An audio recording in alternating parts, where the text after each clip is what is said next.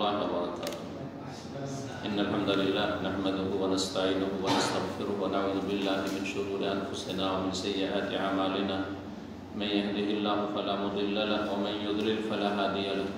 وأشهد أن لا إله إلا الله وحده لا شريك له وأشهد أن محمدا عبده ورسوله صلى الله تعالى عليه وعلى آله وصحبه وسلم تسليما كثيرا. أما بعد فقد قال الإمام البخاري رحمه الله تعالى باب كتابة العلم. قال حدثنا ابن سلام قال أخبرنا وكيع عن سفيان عن مطرف عن الشعبي عن أبي جحيفة قال قلت لعلي رضي الله تعالى عنه هل عندكم كتاب؟ قال لا إلا كتاب الله أو فهم أوتيه رجل مسلم أو ما في هذه الصحيفة. قال قلت وما في هذه الصحيفة؟ قال العقل وفكاك الأسير ولا يقتل مسلم بكافر. আল্লাহ রাব্বুল আলামিন যাবতীয় প্রশংসা যে আল্লাহ রাব্বুল আলামিন দিন সম্পর্কে যাদেরকে জ্ঞান দান করেছেন এবং জ্ঞান অর্জনের সুযোগ সুবিধা তৌফিক দান করেছেন, আল্লাহ রাব্বুল আলামিনের সেটি বিশেষ কল্যাণ যা বান্দার সাথে তিনি ইচ্ছা করে থাকেন। মান ইউরিদিল্লাহু বিহি খাইরান ইউফাকিহু ফিদ্দীন। সালাত এবং সালাম নাযিল হোক রাসূল সাল্লাল্লাহু আলাইহি ওয়াসাল্লামের উপর, যার নিয়ে আসা দিন হচ্ছে সত্য দিন, যার নিয়ে আসা আদর্শ পথ ছাড়া আর অন্য কোনো মুক্তির পথ নেই। আমাদের ধারাবাহিক আলোচনা সহিহুল বুখারী থেকে চলে আসছে ইলমের পর্ব বেশ কিছুদিন ধরে। তার আজকে পর্ব নম্বর 11।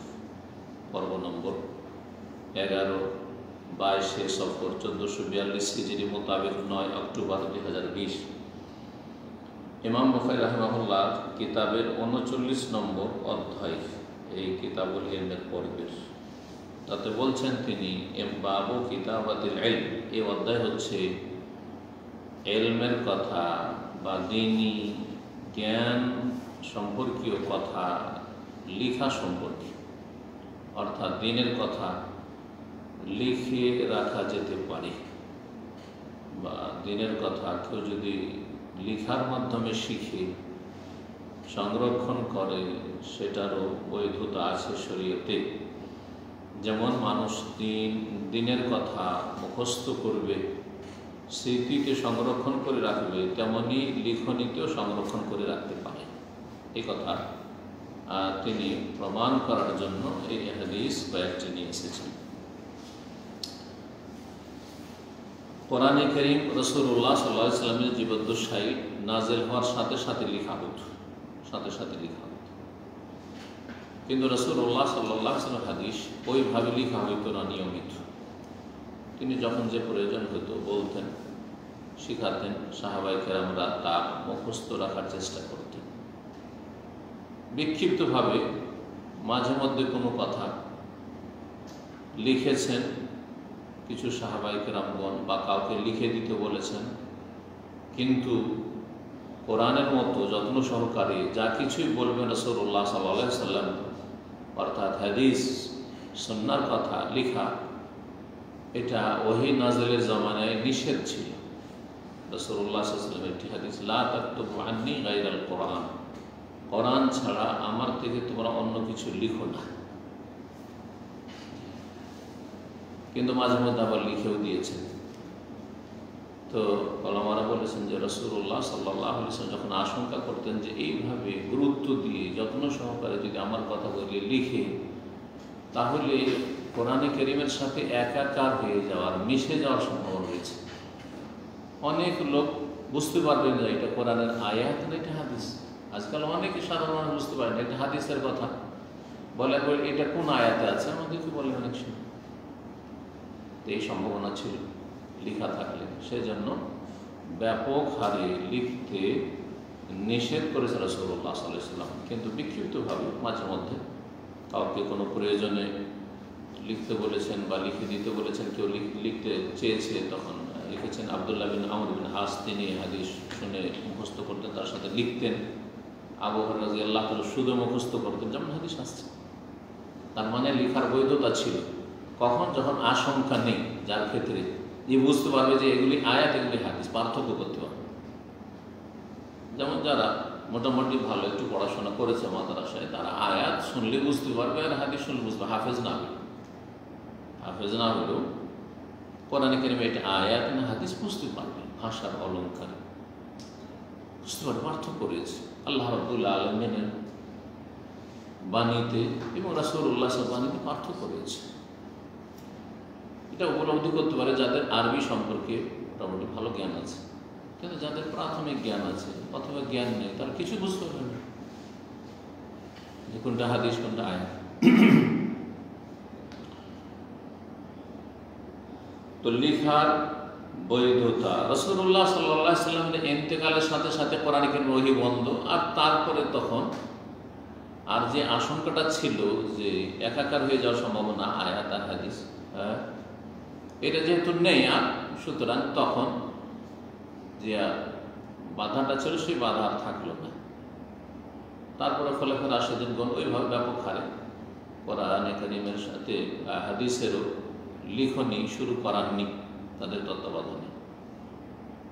প্রায় 100 বছরের মাথায় কাছাকাছি ওমর ইবনে আব্দুল আজিজ রহমতুল্লাহ আলাইহি খলিফা রাশিদ, উমাইয়া বংশের সবচেয়ে ভালো খলিফা, এবং তিনি পঞ্চম খলিফায় রাশিদ আলী রাদিয়াল্লাহু তাআলা আনহুর পরে, হাসান রাদিয়াল্লাহু তাআলার পরে, যার হাসান রাদিয়াল্লাহু তাআলা আনহু 6 মাস কেউ খেলাফত ধরে নিয়ে বলেছে, তিনি পঞ্চম খলিফা।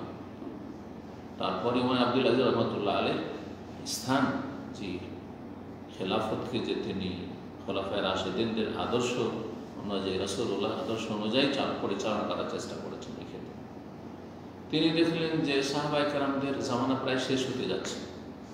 110 হিজরিতে সর্বশেষ সাহাবী ইন্তেকাল করেছেন মক্কাতুল মুকাররমা, আবু তুফাইল দৌসী রাদিয়াল্লাহু তাআলা। আর ওমর আব্দুল আজিজ রহমতুল্লাহ আলাইহি জামানা হচ্ছে আপনার ওই 100-র আগে, 99, 98, 97 এই সময়গুলি। সেই সময় তিনি আশঙ্কা করলেন যে এইভাবে সাহাবায়ে কেরাম দুনিয়া থেকে চলে যাচ্ছেন, আর এই হাদিসগুলি যদি না লেখা হয় তো কতদিন মানুষ স্মৃতিতে রাখবে, ভুলেও যেতে পারে। সুতরাং অনেক কথা রাসূলুল্লাহ সাল্লাল্লাহু আলাইহি ওয়াসাল্লাম হারিয়ে যাবে, আমরা পাবো না। এবং রাসূলুল্লাহ সাল্লাল্লাহু আলাইহি ওয়াসাল্লামের কথা কাজ এগুলি হচ্ছে শরীয়ত, এগুলি হচ্ছে কোরআনে কারীমের সর্বোত্তম ব্যাখ্যা কোরআনে কারীমের পরে। এই জন্য একবারে যৌথভাবে সরকারি আপনার তত্ত্বাবধানে লেখার হুকুম দিলেন। আর ইমাম ইবনে শিহাব যুহরি রাহমাতুল্লাহ আলাইহি তখন সংকলন করা শুরু করলেন হাদিস, এবং প্রথম লিখনি জমা করলেন। যত হাদিস পান আপনি লিখুন, হুকুম দিলেন। এইভাবে ধীরে ধীরে তখন হাদিস এই কিতাবের আকারে, পুস্তকের আকারে লেখা শুরু হলো। আর তারপরে তখন মুহাদ্দিসিনদের জামানা শুরু হলো। প্রথম হাদিসের কিতাব যেটা আমাদের কাছে রয়েছে, আর প্রায় জনগণ যারা একটু দিন চর্চাটা জানেন, সেটা হচ্ছে ইমাম মালিক রহমতুল্লাহ আলাইহি, মদিনার ইমাম, তার কিতাব মুয়াত্তা আল ইমাম মালিক, ইমাম মালিকের আল মুয়াত্তা। আর তারপরে তখন লেখা হয় সহিহ বুখারী, সহিহ মুসলিম, আবু দাউদ, নাসাই, তিরমিজি, ইবনে মাজাহ, এইসব লেখা হলো। আর অন্যান্য হাদিসের কিতাব। হাদিস নম্বর 111, ইমাম শাফি রহমতুল্লাহ আলাইহি তিনি বর্ণনা করেছেন আবু জুহাইফা সাহাবী রাদিয়াল্লাহু তাআলা আনহু থেকে। তিনি বলছেন যে কুলতু লি আলী, আমি আলী রাদিয়াল্লাহু তাআলা আনহু কে বললাম। আবু জুহাইফা তাবী, তো আলী রাদিয়াল্লাহু তাআলার সাথে সাক্ষাৎ হয়েছে। আমি আলী রাদিয়াল্লাহু তাআলা আনহুকে জিজ্ঞেস করলাম, হাল ইনদাকুম কিতাব, আপনাদের কাছে কি কোনো কিতাব আছে, মানে আলী বাইত, আলীর পরিবারের কাছে, আলী রাদিয়াল্লাহু তাআলার কাছে অথবা হাসান হোসেনের কাছে এমন কোনো বিশেষ কোনো লিখনি আছে যা স্পেশালভাবে রাসূলুল্লাহ সাল্লাল্লাহু আলাইহি ওয়াসাল্লাম আপনাদেরকে লিখে দিয়েছেন, সেটা আপনারা হেফাজতে রেখে সংরক্ষণ করে রেখেছেন? আপনাদের কাছে এমন কোনো লিখনি আছে কি? আল্লাহ, এমন কোনো বিশেষ লিখনি রাসূলুল্লাহ লিখে দেননি আর নেই। ইল্লা কিতাবুল্লাহ, তবে আল্লাহর কিতাব কোরআনে কারীম রয়েছে আমাদের কাছে, সিনাতে রয়েছে, লেখা আছে। আও ফাহমুন উতিয়াহু রাজুলুন মুসলিম, অথবা বিশেষ কোনো দিন সম্পর্কে জ্ঞান যা কোনো মুসলিমকে প্রদান করা হয়েছে আল্লাহর পক্ষ থেকে, আল্লাহ প্রদত্ত জ্ঞান। সবাইকে সমান দেননি, আপনাদের জ্ঞান আমার জ্ঞান সমান নয়। ফওকা করলে যে ইলমে আলিম প্রত্যেক জ্ঞানীর ওপর মহাজ্ঞানী বড় জ্ঞানী রয়েছে।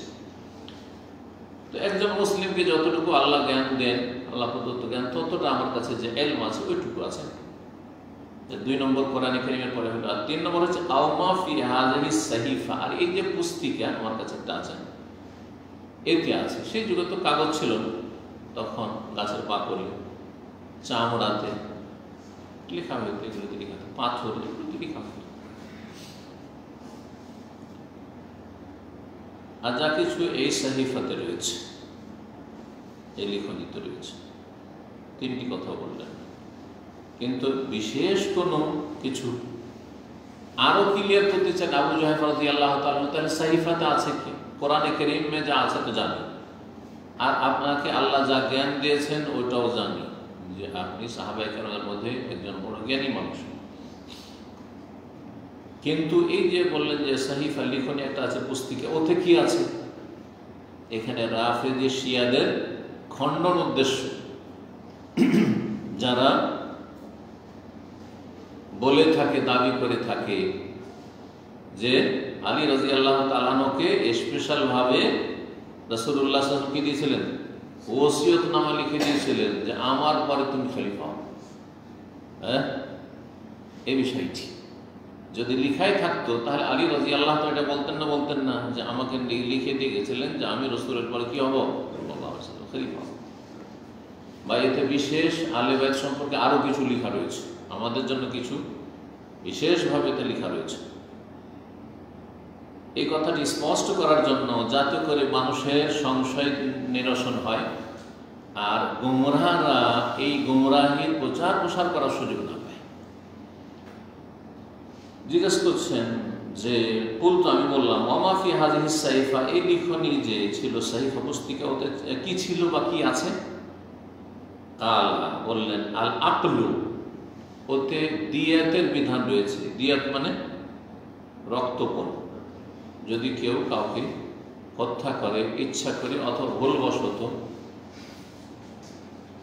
তাহলে সেক্ষেত্রে যদি ইচ্ছাকৃত হয় আর কেসাস মাফ করে দেয়, তাহলে একটা স্তর হচ্ছে কি রক্তপণ নিয়ে ক্ষমা করে দাও, আর একটা স্তর হচ্ছে কিছুই নেব না, মাফ করে দাও। আর ভুলবশত যদি হত্যা হয় তাহলে রক্তপণ তো নেই, কেন ভুল করে, তাহলে সেই ক্ষেত্রে দিয়াত রক্তপণ নিতে পারে, আবার ক্ষমা করতে পারে। তো এতে আকল মানে হচ্ছে দিয়াত, এই রক্তপণের বিষয়াতে রয়েছে হুকুম আহকাম। দিয়াত কোন ক্ষেত্রে কিসের দিয়াত? প্রাণহানির দিয়াত রয়েছে, অঙ্গহানির দিয়াত রয়েছে। একটা চোখের কত, দুটো চোখের কত, একটা হাতের কত, একটা পায়ের কত। একটা লোক মারল না, কিন্তু একটা পা কেটে নিয়েছে, একটা হাত কেটে নিয়েছে, একটা চোখ কানা করে দিয়েছে, দিয়াত আছে প্রত্যেকটি অঙ্গ প্রত্যঙ্গের। এসব মাসাইল রয়েছে, স্পষ্ট হয়ে গেল যে কি আছে। ফাকাকুল আসির, আর বন্দি মুক্তিকরণের বিধিবিধান রয়েছে। মুসলিম যদি কাফের ঘরে বন্দী হয়, অথবা মুসলিমদের কাছে যদি কাফেরদের বন্দী থাকে, তো এসব মাসাইল, এসব মাসাইল বন্দি মুক্তি করা কাফেরদের হাত থেকে মুসলিম বন্দীকে, এর ফজিলত, বন্দীদের বিধিবিধান। আর কাফেরদের যদি বন্দী থাকে তো কি পরিস্থিতিতে এগুলি মানে ছড়া যাবে বা মুক্ত করা যাবে। ফাকাক কুল আসির, আসির মানে বন্দী, আর ফাকাক মানে ছাড়ানো, মুক্ত করা। তৃতীয় যে বিষয়টি হতে রয়েছে সেটা হচ্ছে আর একটি গুরুত্বপূর্ণ মাসআলা, সেটি হচ্ছে ওয়ালা ইউকতালু মুসলিমুন বিকাফির, কোন মুসলিমকে কাফেরের হত্যার দায়ে হত্যা করা যাবে। কোন কাফেরকে, কোন অমুসলিম যদি কোন মুসলিম হত্যা করে দেয়, তার বদলে কেসাসের বাস্তবায়ন হবে না, যে জানের বদল জান না। কারণ একদিকে কাফের আর একদিকে মুসলিম। কাফের রক্ত আর মুসলিমের রক্ত সমান না, এটা হচ্ছে আল্লাহর বিধান রব্বুল আলামিনের। কারণ হচ্ছে আল্লাহর সামনে আত্মসমর্পণকারী, আল্লাহ রব্বুল আলামিনের প্রতি বিশ্বাসী, সে হচ্ছে মুমিন ইমানদার, সে হচ্ছে অবিশ্বাসী অকৃতজ্ঞ। যে মর্যাদা মুসলিমের রক্তে রয়েছে সেই মর্যাদা কাফের রক্তে নেই। তার মানে কি নয় যে কাফেরকে খুন করা যায় না, হারাম, এবং জাহান্নামে যেতে হবে, এতে কোনো সন্দেহ নেই যদি অন্যায়ভাবে নিরীহ ব্যক্তিকে হত্যা করে। কিন্তু হত্যা যদি করে দেয় তাহলে হত্যার বদলে হত্যার দায়ে হত্যা নয়, কি করতে হবে তাহলে? সেই ক্ষেত্রে তার দিয়াত আছে, রক্তপণ আছে, বিশেষ সেই ক্ষেত্রে বিধান রয়েছে।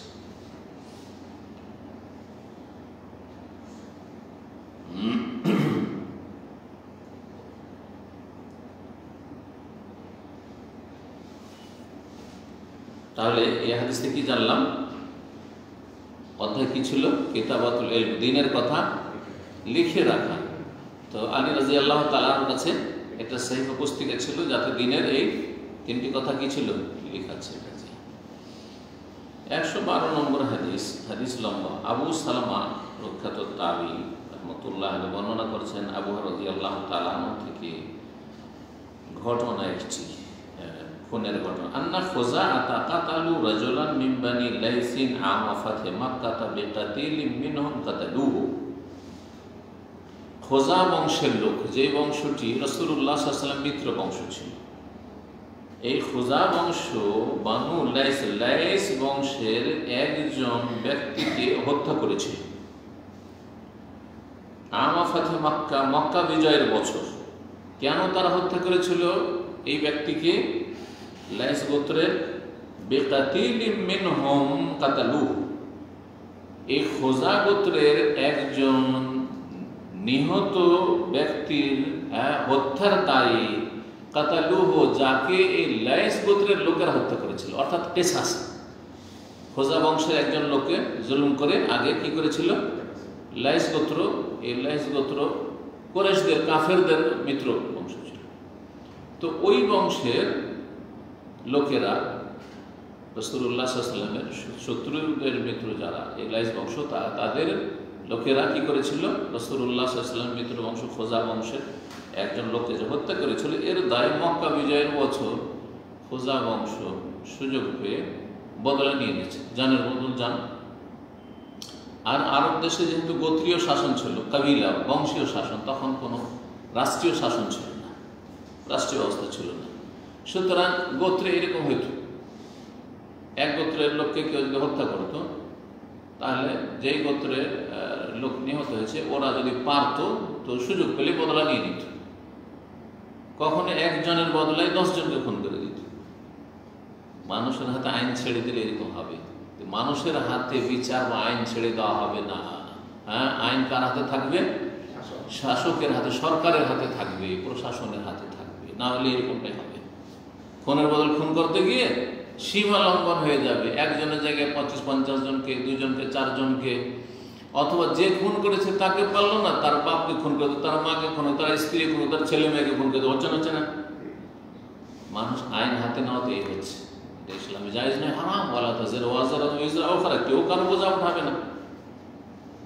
এই জুলম অত্যাচারগুলি আরবদের মধ্যে ব্যাপক আকারে মানে আকার ধারণ করেছিল, ব্যাপক আকার ধারণ করেছিল জাহিলিয়াতের যুগে। মক্কা বিজয়ের বছর খুযা বংশ সুযোগ পেয়ে বদলা নিয়ে নিচ্ছে। ফাউখবিরা বিযালিকা নবী সাল্লাল্লাহু আলাইহি ওয়াসাল্লামকে এই সংবাদ দেওয়া হলো, জানতে পারলেন। ফারাকিবা রাহিলাতু, অতঃপর তিনি তার বাহনে চাপলেন। ফাখাতাবা, আর তারপরে খুতবা দিলেন। খুতবা দেওয়া মানে বক্তব্য করা, খুতবা দেওয়া মানে ভাষণ দেওয়া, ভাষণ। জি হ্যাঁ, তো জুমার খুতবা হোক আর ঈদের খুতবা হোক আর এমনি আলোচনা হোক আর আজকে আমার এই আলোচনা হোক, সবগুলি কি খুতবা, মানে খেতাব করা, ভাষণ দেওয়া। কিন্তু এক শ্রেণীর মজহাবের অন্ধরা এবং মজহাবের দোহাই দিয়ে সীমালঙ্ঘনকারী জালেমরা, তারা তাদের এমন মূর্খতা দেখেছে, আর তাদের বিশেষ করে বিদাতি মোল্লা সমাজ, জনগণ ভালো মানুষ, জনগণ সাদা সিধা, ওদেরকে কোরআনে এবং হাদিসের কথা, সঠিক কথা বললে তারা দিনে ফিতরাতের উপর রয়েছে, প্রকৃতির উপর রয়েছে, বুঝবে তারা। হ্যাঁ, কিন্তু মুসলিম জাতিকে বা মানব জাতিকে গোমরা করেছে তারা ধর্মগুরুরাই হেদায়েত করে, যদি তারা হেদায়েত প্রাপ্ত হয়, আনআমতা আলাইহিম পুরস্কৃত হয়। আর মাগদুব আলাইহিম বা দল্লিন যদি হয়, গজবপ্রাপ্ত বা পথভ্রষ্ট যদি হয়, মুদিল্লিন হয়, তাহলে তারাই কিন্তু জাহান্নামে নিয়ে যাচ্ছে নেতৃত্ব দিয়ে। ইন্নামা খাফা আলাইকুম আলা ইম্মাতাল মুদিল্লিন, রাসূলুল্লাহ বলেছেন, আমি আমার উম্মতের জন্য খুব আশঙ্কা করছি, তোমাদের জন্য আশঙ্কা করছি পথভ্রষ্টকারী, গোমরাহকারী, জাহান্নামের দিকে নিয়ে যানেওয়ালা নেতাদের, ধর্মগুরুদের বলে এরাই নিয়ে যাবে। এরা নিজেরা পথভ্রষ্ট এবং অন্যদেরকে পথভ্রষ্ট করবে। কিভাবে মানুষকে বিভ্রান্ত করছে। বছরে 52টি জুমার খুতবা হচ্ছে, 2টি ঈদের খুতবা, 54টি বিষয় সম্পর্কে এমনিতে সকল স্তরের মানুষ জানা শুরু পাবে। কারণ সকল স্তরের মানুষ জুমা পড়ে, মুসলিমরা সকল স্তরের মানুষ ঈদ পড়ে। রাষ্ট্রপতি, প্রধানমন্ত্রী থেকে শুরু করে একেবারে নিচু রিক্সা চালক পর্যন্ত, ডোম মেথর পর্যন্ত মুসলিম সমাজে তারা জুমা পড়ে আর ঈদ পড়ে। আরে বেনামাজি অভাব নেই মুসলিম সমাজে, কিন্তু জুমা পড়ার ঈদ পড়া মুসলমানদেরও অভাব নেই। যেমন বেনামাজির অভাব নেই, তেমন ঈদ পড়ার জুমা পড়া মুসলিমদেরও অভাব নেই, মাশাআল্লাহ। তো কমপক্ষে যদি যেই ভাষা জনগণ বোঝে সেই ভাষায় যদি খুতবা দেওয়া হইতো, ভাষণ দেওয়া হইতো, তাহলে বছরে 54টা টপিক সম্পর্কে জানতে পারত। আমার আলোচনাগুলি আজ 22 বছর সৌদি আরবে, প্রথম দিকে সপ্তাহে 1টি 2টি করে হইতো। যারা পুরাতন লোক জানেন, মঙ্গলবারে একটা সাপ্তাহিক প্রোগ্রাম হইতো বিষয়ভিত্তিক, তখন বৃহস্পতিবার ছিল না। আর জুমাবারে জুমার পরে ক্লাস 2টো। এই 2টো থেকে বছরে 2টো সপ্তাহে হওয়াতে কত হয়ে গেল? কত হয়ে গেল চিন্তা করে। আজকে চিন্তা করেন কত আলোচনা আলহামদুলিল্লাহ আছে, কত আলোচনা আছে। তাফসীর, তাওহীদ, আকীদা, উসুলে সালাসা, আর ফারায়েজ, আর আপনি বহু বিষয় রয়েছে আলহামদুলিল্লাহ, হাদিস, ফিকহি মাসাইল, আলহামদুলিল্লাহ রাব্বিল আলামিন। তো চিন্তা করেন যদি এই জুমার আলোচনাগুলি, জুমার খুতবাগুলি বাংলা ভাষীদের মাঝে বাংলা ভাষায় হতো, যারা ইংলিশম্যান, ইংরেজি ভাষা বলে যেখানকার লোকেরা, সেখানে ইংরেজি ভাষায় যেমন হচ্ছে আলহামদুলিল্লাহ হচ্ছে, এরকম আমেরিকাতে ঠিক ইংলিশ ভাষাতে খুতবা হচ্ছে। যেখানে উর্দু ভাষী, ভারত পাকিস্তানে, সেখানে উর্দু ভাষায় হইতো। যেমনটা যারা সহি আকীদা আমলের অনুসারী, তাদের মসজিদে ঠিক হচ্ছে, তাহলে সকল স্তরের মানুষরা দিন সহজে শিখে যেত, সহজে দিন শিখে যেত। দিন শেখার জন্য আলাদা করে তাদের সময় বের করতে হতো না, আর সময় বের করতে পারে না, যার ফলে দিন অধিকাংশ মানুষ শিখেও না, না এলেম আছে, না ভালো আমল আছে, না সহি শুদ্ধ আমল আছে, না ইসলামের কোনো কাজ আছে। বাপ দাদা থেকে যা কিছু পেয়েছে, ওয়াজাদানা আলাইহি আবানা কাযালিকা ইয়াফআলু, ভুল পেয়েছে ভুল, শিরক পেয়েছে শিরক, বিদআত পেয়েছে বিদআত, কুসংস্কার পেয়েছে কুসংস্কার, যা পেয়েছে তাই ধর্মকর্ম করছে কিছু লোকেরা, কিছু না, ওর অধিকাংশ লোকেরা মুসলিম সমাজে। তো যারা এই মাতৃভাষায় খুতবায় বাধা দিয়ে থাকে, যেসব মোল্লারা, তারা দলুন মুদিল্লুন, নিজেরা পথভ্রষ্ট, অন্যদেরকে পথভ্রষ্ট করে। এবং তারা যেহেতু গুমরাহির নেতৃত্ব দিচ্ছে, সুতরাং তারা জেনে শুনে খুতবার অর্থ বুঝার পরেও তারা অবুঝ হয়ে যাচ্ছে ধর্মান্ধতায়, তারা মাগযুব আলাইহিম, আল্লাহর গজব তাদের। আর যারা জনগণ মূর্খ হয়ে রয়েছে, তারা মাগযুব আলাইহিম নয়, কিন্তু তারা হচ্ছে দল্লুন, গুমরাহ। সূরা ফাতিহাকে আল্লাহ ভাগ করে দিয়েছেন, আপনি দল্লিন হবেন, না মাগযুব আলাইহিম হবেন, না আনআমতা আলাইহিম হবেন, পুরস্কৃত হবেন। বুঝলেন আপনি? এখন রাস্তা তিনটি, রাস্তা তিনটি জানেন, আগে শিখেন, শুদ্ধ আমল করে, সহি শুদ্ধ আমল করেন, দিনকে আঁকড়ে ধরেন, তাহলে আপনি পুরস্কৃত আল্লাহর কাছে, সিরাতাল্লাযীনা আনআমতা আলাইহিম, ওই পথের প্রতি।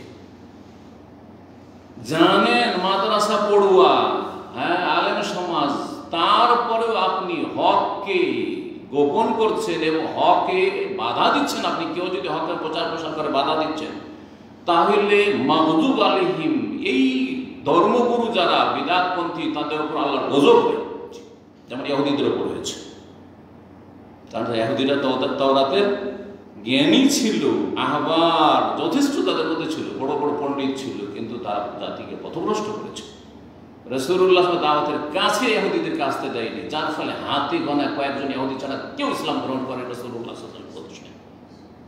রাসূলুল্লাহ সাল্লাল্লাহু আলাইহি ওয়াসাল্লাম বহু খ্রিস্টান মুসলমান হয়েছে, কিন্তু ইহুদি মুসলমান হয়নি। কারণ বাধা ছিল এই বিদাতি মোল্লা ইহুদি সমাজের। যেই সমাজে বিদাতি মোল্লা হকে বাধা দিবে, সেই সমাজের লোক হেদায়েত পাবে না। আর যদি বিদাতি মোল্লার বাধা থেকে মুক্ত হইতে পারেন, যেমন প্রবাসী যারা ইউরোপে চলে গেছে, আমেরিকা কানাডা চলে গেছে, অস্ট্রেলিয়া চলে গেছে, বিদেশে থাকছে, ওই এলাকায় চলে গেলে অনেকটা আরব দেশে বিশেষ করে চলে এসছে, তো আরো বেশি সুযোগ সুবিধা হয়েছে।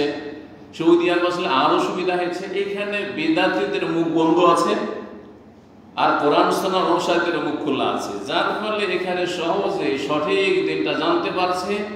আর বাধা দানকারী গোমরা মুদিল্লিন নাই, এখানে পথভ্রষ্টকারীরা নেই, যার ফলে লক্ষ লক্ষ মানুষ সঠিক পথের দিক নির্দেশনা পাচ্ছে এবং হেদায়েত পাচ্ছে। আলহামদুলিল্লাহ, হেদায়েত হচ্ছে। আর জনগণ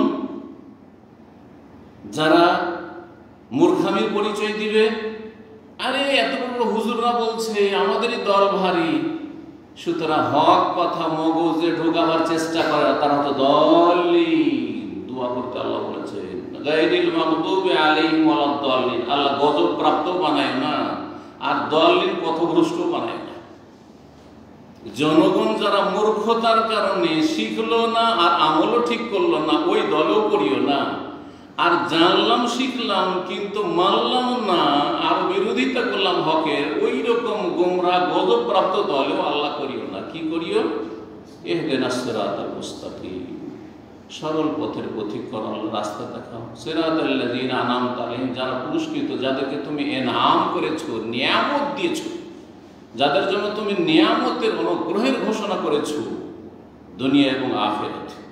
দুনিয়ায় তাওহীদের নিয়ামত, সুন্নাতের নিয়ামত, দিন শিখা এবং দিন শিখে সঠিক দিন পালনের নিয়ামত, সহিশুদ্ধ ইবাদত বন্দেগীর নিয়ামত, শান্তির নিয়ামত, ইসলাম যে সত্যি তাওহীদের দিন, সুন্নাহর দিন, এই শান্তির নিয়ামত। আর আখিরাতে জান্নাতের নিয়ামত। ওয়াইদা রাআইতা সাম্মা রাআইতা নাঈমান মুলক ওয়া মুলকান কাবীর। ওয়াইদা রাআইতা সাম্মা রাআইতা নাঈমান ওয়া মুলকান কাবীর। যখন তুমি জান্নাতে দেখবে, রাআইতা নাঈমান, নিয়ামতে ভরা দেখবে, নিয়ামতে ভরা দেখবে। আনআমতা আলাইহিম হতে পারলে, ওয়া মুলকান কাবীরা, বিশাল রাজত্ব দেখবে। এই দুনিয়া কিসের রাজত্ব? বিশাল রাজত্ব দেখবে, বিশাল রাজত্ব পাবে সেখানে। এইসব নিয়ামত কার জন্য রয়েছে? যারা দুনিয়াতে আনআমতা আলাইহিমের দলে শামিল হতে পারবে, কিন্তু যারা দল্লিন হয়ে থেকে যাবে আর যারা মাগদুব আলাইহিম থেকে, তারা কখনো সেখানে যেতে পারবে না। ভালো করে সতর্ক সাবধান হন, জনগণকে বলছি। এবং জনগণ যারা বিদাতি ধর্মগুরু, তাদেরকেও সতর্ক সাবধান করছি, আল্লাহকে ভয় করুন। যাক, কথা লম্বা হলেও প্রয়োজন ছিল, সেই জন্য আমি বিষয়টি তুলে ধরলাম। আল্লাহ যেন আমাদের সকলের হেদায়েত নসিব করেন আর সকলকে জান্নাতের পথে পথিক হওয়ার তৌফিক দেন।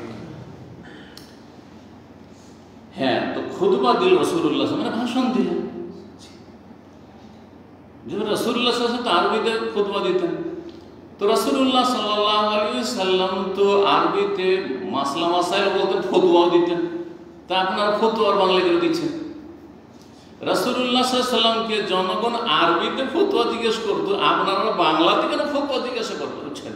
জিজ্ঞেস করেন আমাকে, আরবিতে জিজ্ঞাসা করেন ফতোয়া, আরবিতে উত্তর দেব। আর আরবিতে আপনারা বুঝেন, আরবিতে বক্তব্য করুন, ভাষণ দিন। শুধু জুমার খুতবা আর ঈদের খুতবা নয়, এমনি ভাষণ তাফসীর আরবিতে করবো ইনশাআল্লাহ। কিন্তু জনগণকে এই যোগ্যতা লাভ করতে হবে যে আরবি তাদের মাতৃভাষার মতো হইতে হবে, যেটা উত্তম। করতে পারে তো সবচেয়ে ভালো। সারা বিশ্বের সমস্ত মুসলিম যদি আরবি ভাষা বলতে পারে তো নূরুন আলা নূর, সবচেয়ে ভালো হোক না, তা কি সম্ভব? ফতোয়া জিজ্ঞেস করবেন বাংলায়, হ্যাঁ ফতোয়া নেবেন বাংলায়, একটা দোয়া বলবো হুজুর আমি তো আরবি পড়তে পারি না, এটা একটু বাংলা উচ্চারণটা লিখে দেন, অর্থ দিয়ে হলো না, একটু উচ্চারণটা বাংলায় লিখে দেন তো। বাংলায় একটু উচ্চারণটা কেউ লিখে দেওয়ার নেই কেন?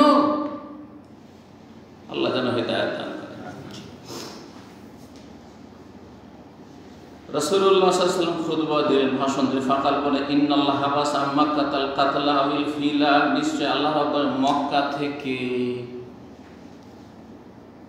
রক্তপাতকে বাধা দিয়েছেন, মক্কা হতে রক্তপাতকে বন্ধ করেছেন বা বাধা দিয়েছেন। হাবাসা মানে বাধা দান করা, বন্ধ করা ভাবত। বর্ণনাকারী সন্দেহ, এখানে ইমাম আবু আব্দুল্লাহ মোহাম্মদ বিন ইসমাইল আল বুখারী, ইমাম বুখারী রাহমাতুল্লাহ আলাইহি সন্দেহ যে এখানে ফিল না কাতল। এই সন্দেহ কেন? যদি নকতা লিখতে গিয়ে যদি নকতা কম বেশি হয়ে যায় তাহলে কাতলটা ফিল হয়ে যাবে, কাতলটা কি হয়ে যাবে? ফিল হয়ে যাবে। কাতলে কাফ আছে, কাফে দুটো নকতা, তাই না? আর ওপরে সেখানে একটা করে দেন, তাহলে কি হয়ে গেল? ফা হয়ে গেল।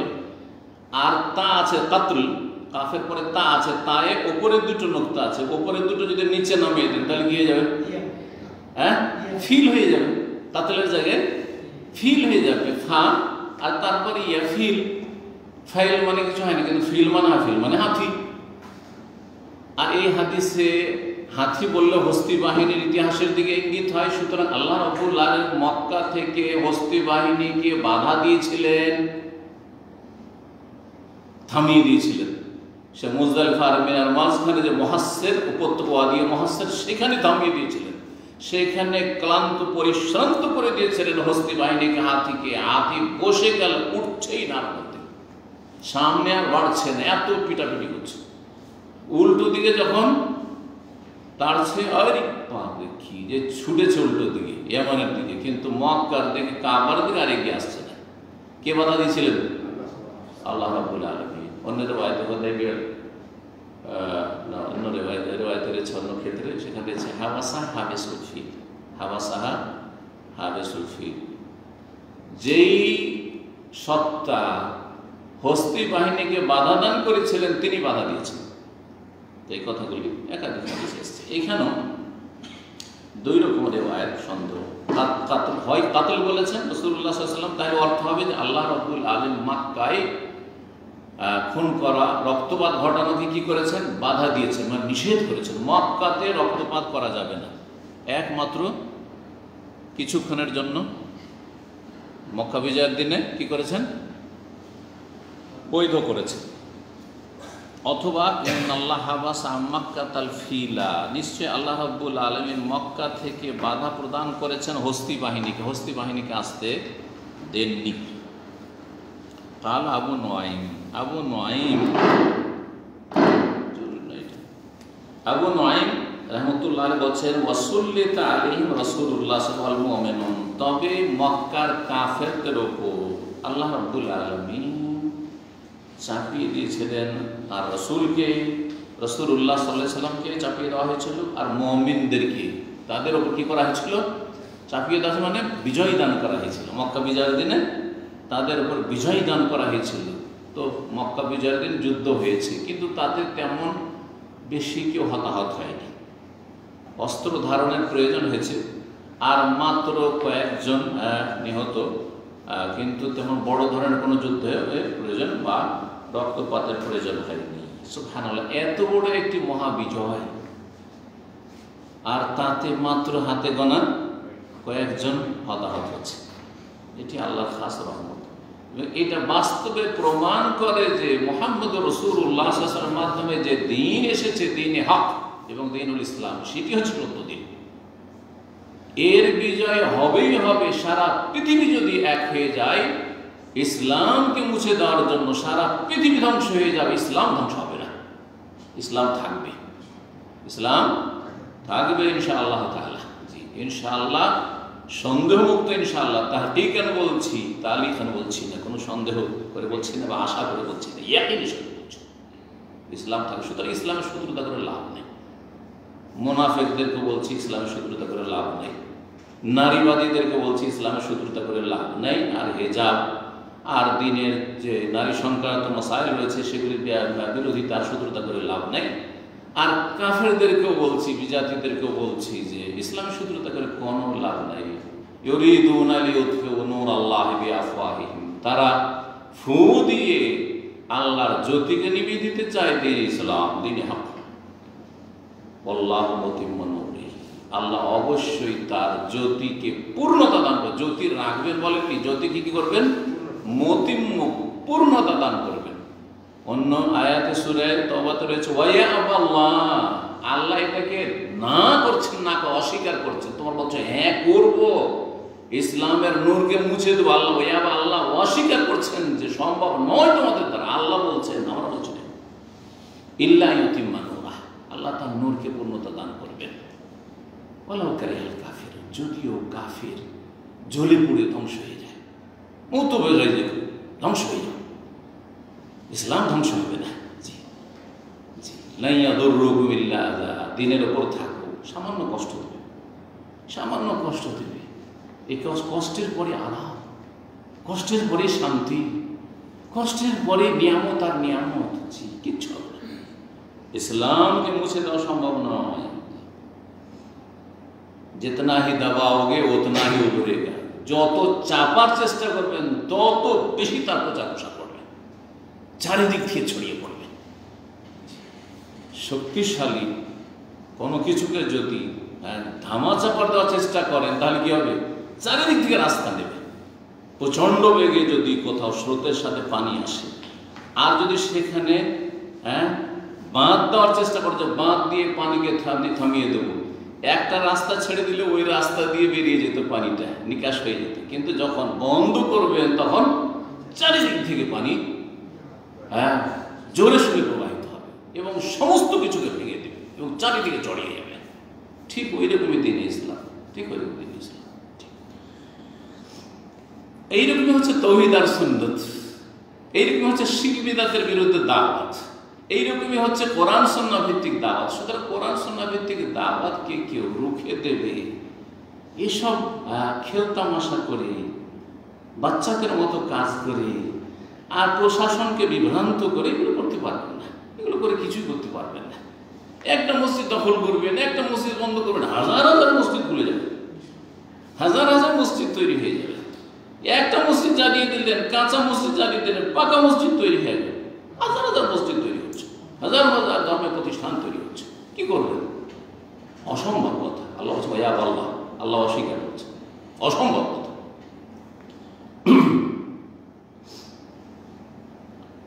কালা আবু আবদুল্লাহ, কাদা ইমাম আবু আবদুল্লাহ, মানে ইমাম বুখারী রহমতুল্লাহ আলাইহি কুনিয়ত হচ্ছে আবু আবদুল্লাহ।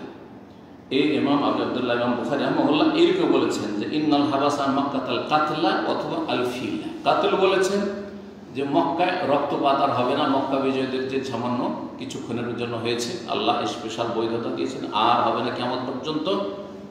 নিষিদ্ধ, হারাম, কেউ বৈধ করলে সেটা বৈধ হবে না। আর ইন্নাল হাবাসা মক্কাতাল কাতলা, আল্লাহ শুনে রাখো, ওয়াইন্নাহা লাম তাহিল্লা লিআহাদিন ক্বাবলি, রাসূল বলছেন যে শুনে রাখো ভালো করে যে আমার পূর্বে কারো জন্য মক্কায় এই রক্তপাতকে, যুদ্ধ করাকে হালাল করা হয়নি, আগে কখন হালাল ছিল না।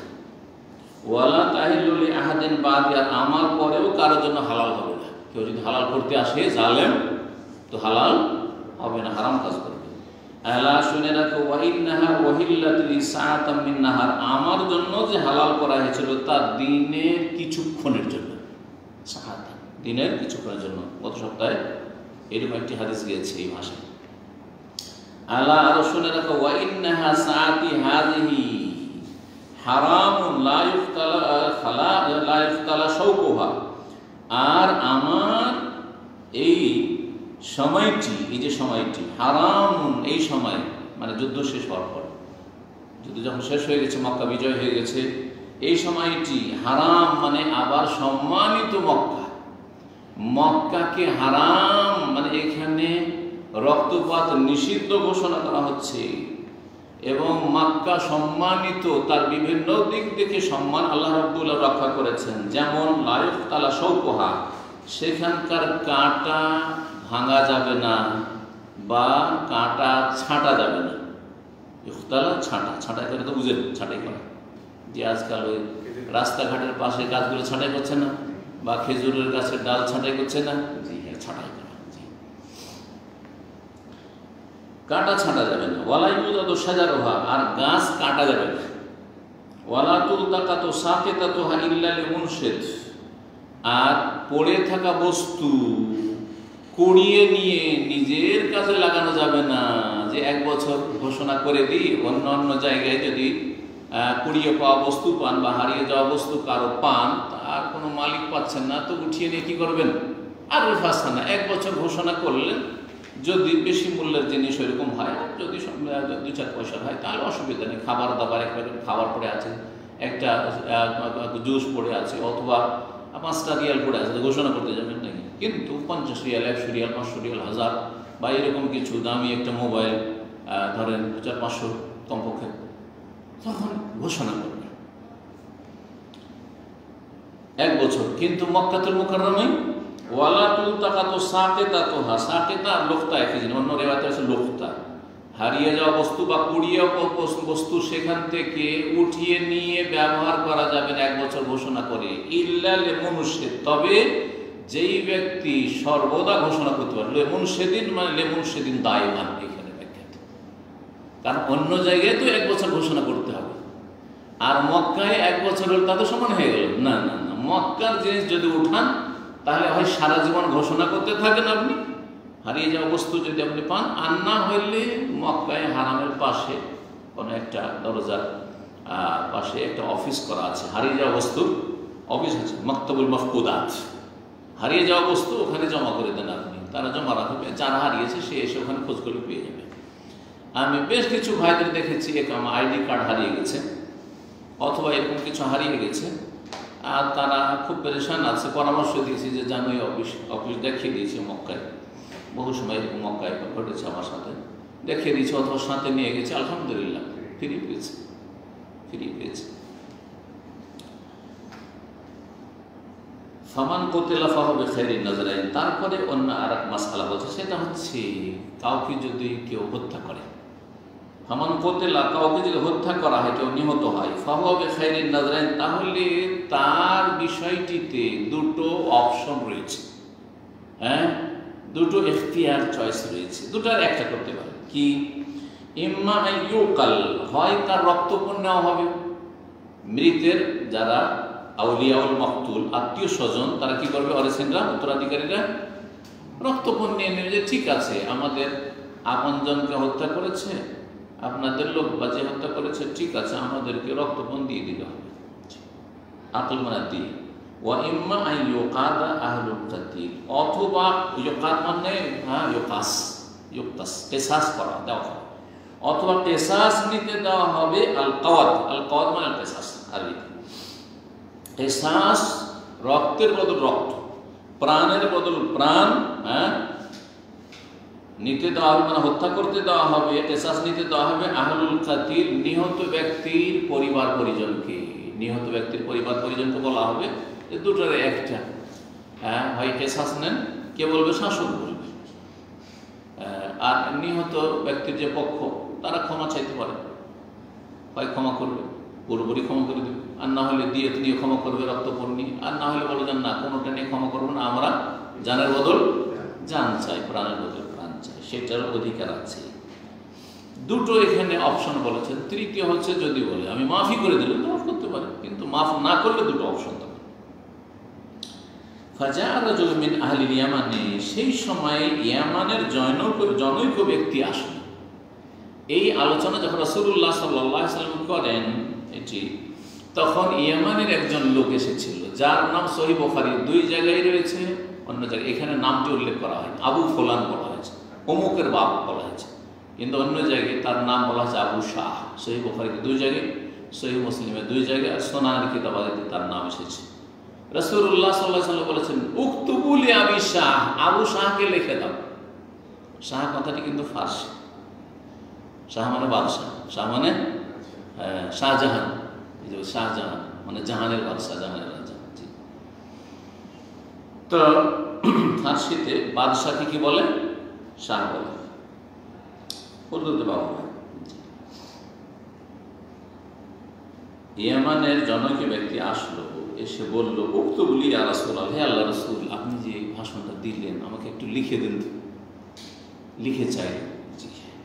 যদি লিখে একবারে টোটালি হারাম হইতো, নিষেধ হইতো, যেমন অন্য হাদিসে রয়েছে আমার থেকে কোরআন ছাড়া আর কিছু লিখো, লা তাকতুবু আন্নী গায়রাল কোরআন, তাহলে লিখে দিতেন না, যে না না লিখা হারাম। বললেন কি? তাহলে বোঝাল বিক্ষিপ্তভাবে একটা দুটা কেউ মাঝে মধ্যে লিখছে বা লিখে চাইছে, অসুবিধা নেই। কিন্তু ব্যাপক আকারে যেমন কোরআন যত্ন সহকারে লেখা আছে, ওইভাবে যদি লেখা শুরু হয় তাহলে কোরআনের সাথে একাকার হয়ে যাওয়ার সম্ভাবনা রয়েছে, আশঙ্কা রয়েছে। না না, আশঙ্কা মুক্ত কোরআনের হেফাজত করতে হবে, যাতে কোরআনে অন্য কিছু ঢুকে না পড়ে। কত যত্ন নেওয়া হয়েছে কোরআনে কারীম সম্পর্কে। উক্তুবলি ইয়া রাসূলুল্লাহ, তখন রাসূলুল্লাহ বললেন, উক্তুবলি আবি ফুলান, অমুকের বাবার জন্য লিখে দাও। অন্য রিওয়ায়াতে রয়েছে ফুলানের জায়গায়, হয়তো বর্ণনাকারী শাহ নামটা ভুলে গেছে, এই জন্য বর্ণনা রিওয়ায়াতগুলো মানা করেছেন। কিন্তু যেই বর্ণনাকারীর মনে থেকেছে তিনি বলেছেন উক্তুবলি আবি শাহ। নবী সাল্লাল্লাহু আলাইহি ওয়াসাল্লাম বলেছেন আবু শাহ লিখে চাইছে, ওকে লিখে দাও। লিখতে জানতো না, তোকে লিখে দাও। কেউ নিজে লিখতে জানলে নিজে লিখে নেবে, আর কেউ লিখতে না জানে তাহলে অন্য কেউ সহযোগিতা করবে, যেমন আমরা সাধারণত করে থাকি। দেখেন না, এয়ারপোর্টে অনেকে কিন্তু নিরক্ষর, প্রবাসে আসছে, আগে ফর্ম ফিল আপ করতে হইতো। অনেকে লিখতে জানতো না বা ভালো লিখতে জানতো না, তখন যার একটু লিখতে জানে তার কাছে সে লাইন লাগিয়ে দিত। অনেক সময় এয়ারপোর্টে 4 জন 5 জনকে লিখে দিতে হচ্ছে। আমার নিজেরটা আগে লিখে নিয়ে রেডি করে তারপরে তখন শুরু, যতক্ষণ আছে সময় লিখে দাও, লিখে দাও। এগুলো করেছে আলহামদুলিল্লাহ, বালা মুসিবত গেছে, এখন আর লেখা টিখা লাগে না, পাসপোর্ট নিয়ে সরাসরি ঢুকলেই হয়। কিন্তু এক জামানা ছিল, জানি না আপনাদের মনে আছে কিনা, একটা ফর্ম করতে হতো না, এখানে এসে আবার ফর্মটা জমা করতে হতো পাসপোর্টের সাথে। সেজন্য প্লেন থেকে, এখান থেকে গেলে আবার দেশে গেলে ওই করতে হতো, প্লেনে বসে লিখতে হতো, আর ওই দিক থেকে প্লেনে ওঠার আগে লিখে রেডি রাখতে হতো, অথবা প্লেনেও দেওয়া হয়তো কখনো কখনো, ইমিগ্রেশনের জন্য ওখানে এয়ারপোর্টেও দেওয়া হয়তো। তো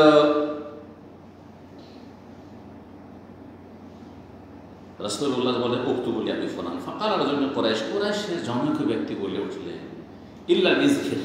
অন্য রিওয়ায়াতে রয়েছে আব্বাস বলেছে, আব্বাস রাসূলুল্লাহর চাচা বলেছিলেন, ইল্লা ইজখির, তবে ইজখির। আপনি যে বললেন যে কোনো ঘাস কাটা যাবে না এ মক্কার, কিন্তু ইজখিরের তো প্রয়োজন। ইজখির এক ধরনের ঘাস। তখন ইল্লা ইজখির ইয়া রাসূলুল্লাহ 2 বার করে বা 3 বার করে বলেছিলেন। কারণ সেটা আমরা ব্যবহার করে থাকি আমাদের বাড়ির ছাউনিতে।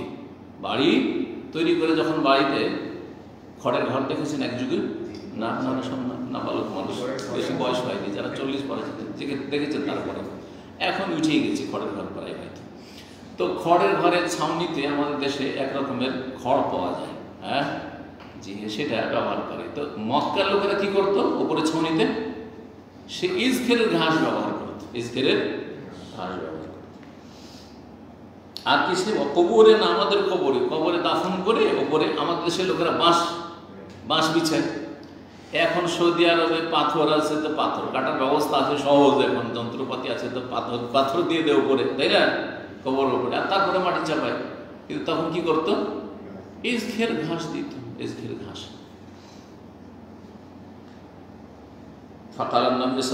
তখন বল ইল্লা ইজখির, হ্যাঁ ঠিক আছে, তাহলে ইজখিরটা ব্যতিক্রম। মক্কায় কোনো ঘাস কাটতে পারবে না, কোনো গাছ কাটতে পারবে না, তবে ইজখির ঘাস কাটতে পারবে। কত শব্দ বলেছিলাম, কিন্তু যেই ফসল আপনি আবাদ করবেন হারামের এলাকার ভিতরে সেটা কাটতে পারবেন। আপনি যদি নিজে গাছ লাগান, আম গাছ লাগিয়েছেন, হ্যাঁ কাটতে পারবেন।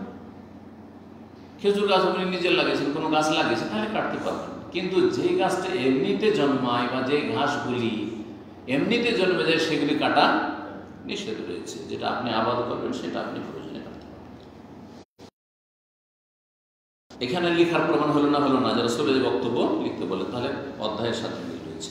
তৃতীয় হাদিস, আবু হুরায়রা রাদিয়াল্লাহু তাআলা আনহু থেকে বর্ণিত 113 নম্বর হাদিস। ইয়াকুলু, তিনি বলছেন, মা মিন আসহাবিন নবী আহাদুন আকসার হাদিসান আনহু মিন্নি।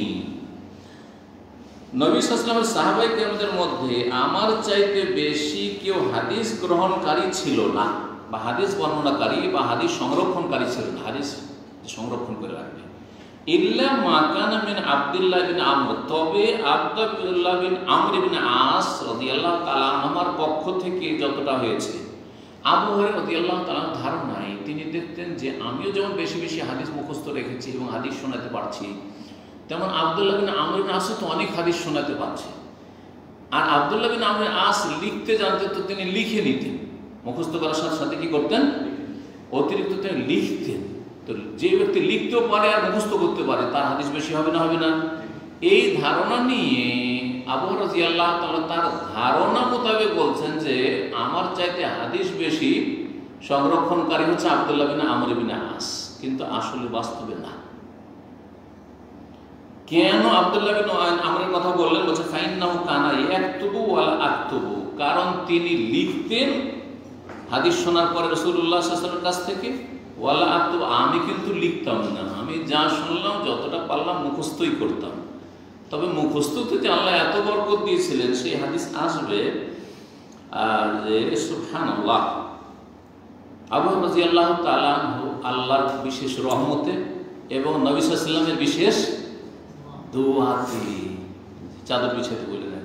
যখন আবু হুরায়রা রাদিয়াল্লাহু আনহু বললেন, ইয়া রাসূলুল্লাহ, শুনছি কিন্তু ভুলে যাচ্ছি। আর ইসলাম গ্রহণ করেছেন খয়বরের যুদ্ধের সময়, নবী সাল্লাল্লাহু আলাইহি ওয়াসাল্লাম ইন্তেকালের মাত্র 3 বছর আগে, 7ম হিজরিতে, মাত্র 3-3.5 বছর সময় পেয়েছেন। ওই সময় অভিযোগ করি, ইয়া রাসূলুল্লাহ, শুনছি বয়স তো হয়ে গেছে, আর তারপরে শুনছি ভুলে যাচ্ছি। রাসূল বলে, উবসুত রিদাকা, তোমার চাদরটা বিছিয়ে দাও। হাদিস আসবে, তো ওইখানে যে প্রসঙ্গ আসলে সংক্ষেপে বলে দিচ্ছি। চাদর বিছাই রাসূলুল্লাহ সাল্লাল্লাহু আলাইহি ওয়াসাল্লাম নিজের আঞ্জলিতে নিয়ে যেন কিছু তাকে দান করে দিলেন, হ্যাঁ, এবং তাকে দোয়া করে দিলেন, হ্যাঁ। আর তারপর বললেন যে চাদরটাকে তোমার শরীরের সাথে জড়িয়ে না, শরীরের সাথে জড়িয়ে না, চাদর জড়িয়ে দিলেন। বলছেন ফামা নাসিতু বাদ, তারপরে কোনো কথা বলিনি, কোনো হাদিস বলিনি, যা শরীর সব মুখস্থ দিয়েছে। আল্লাহু আকবার। এই ফজিলতের কারণে আবু হুরায়রা রাদিয়াল্লাহু তাআলা আনহুর সমান হাদিস কেউ মুখস্থ রাখতে পারেন না। এটা একটা দিক।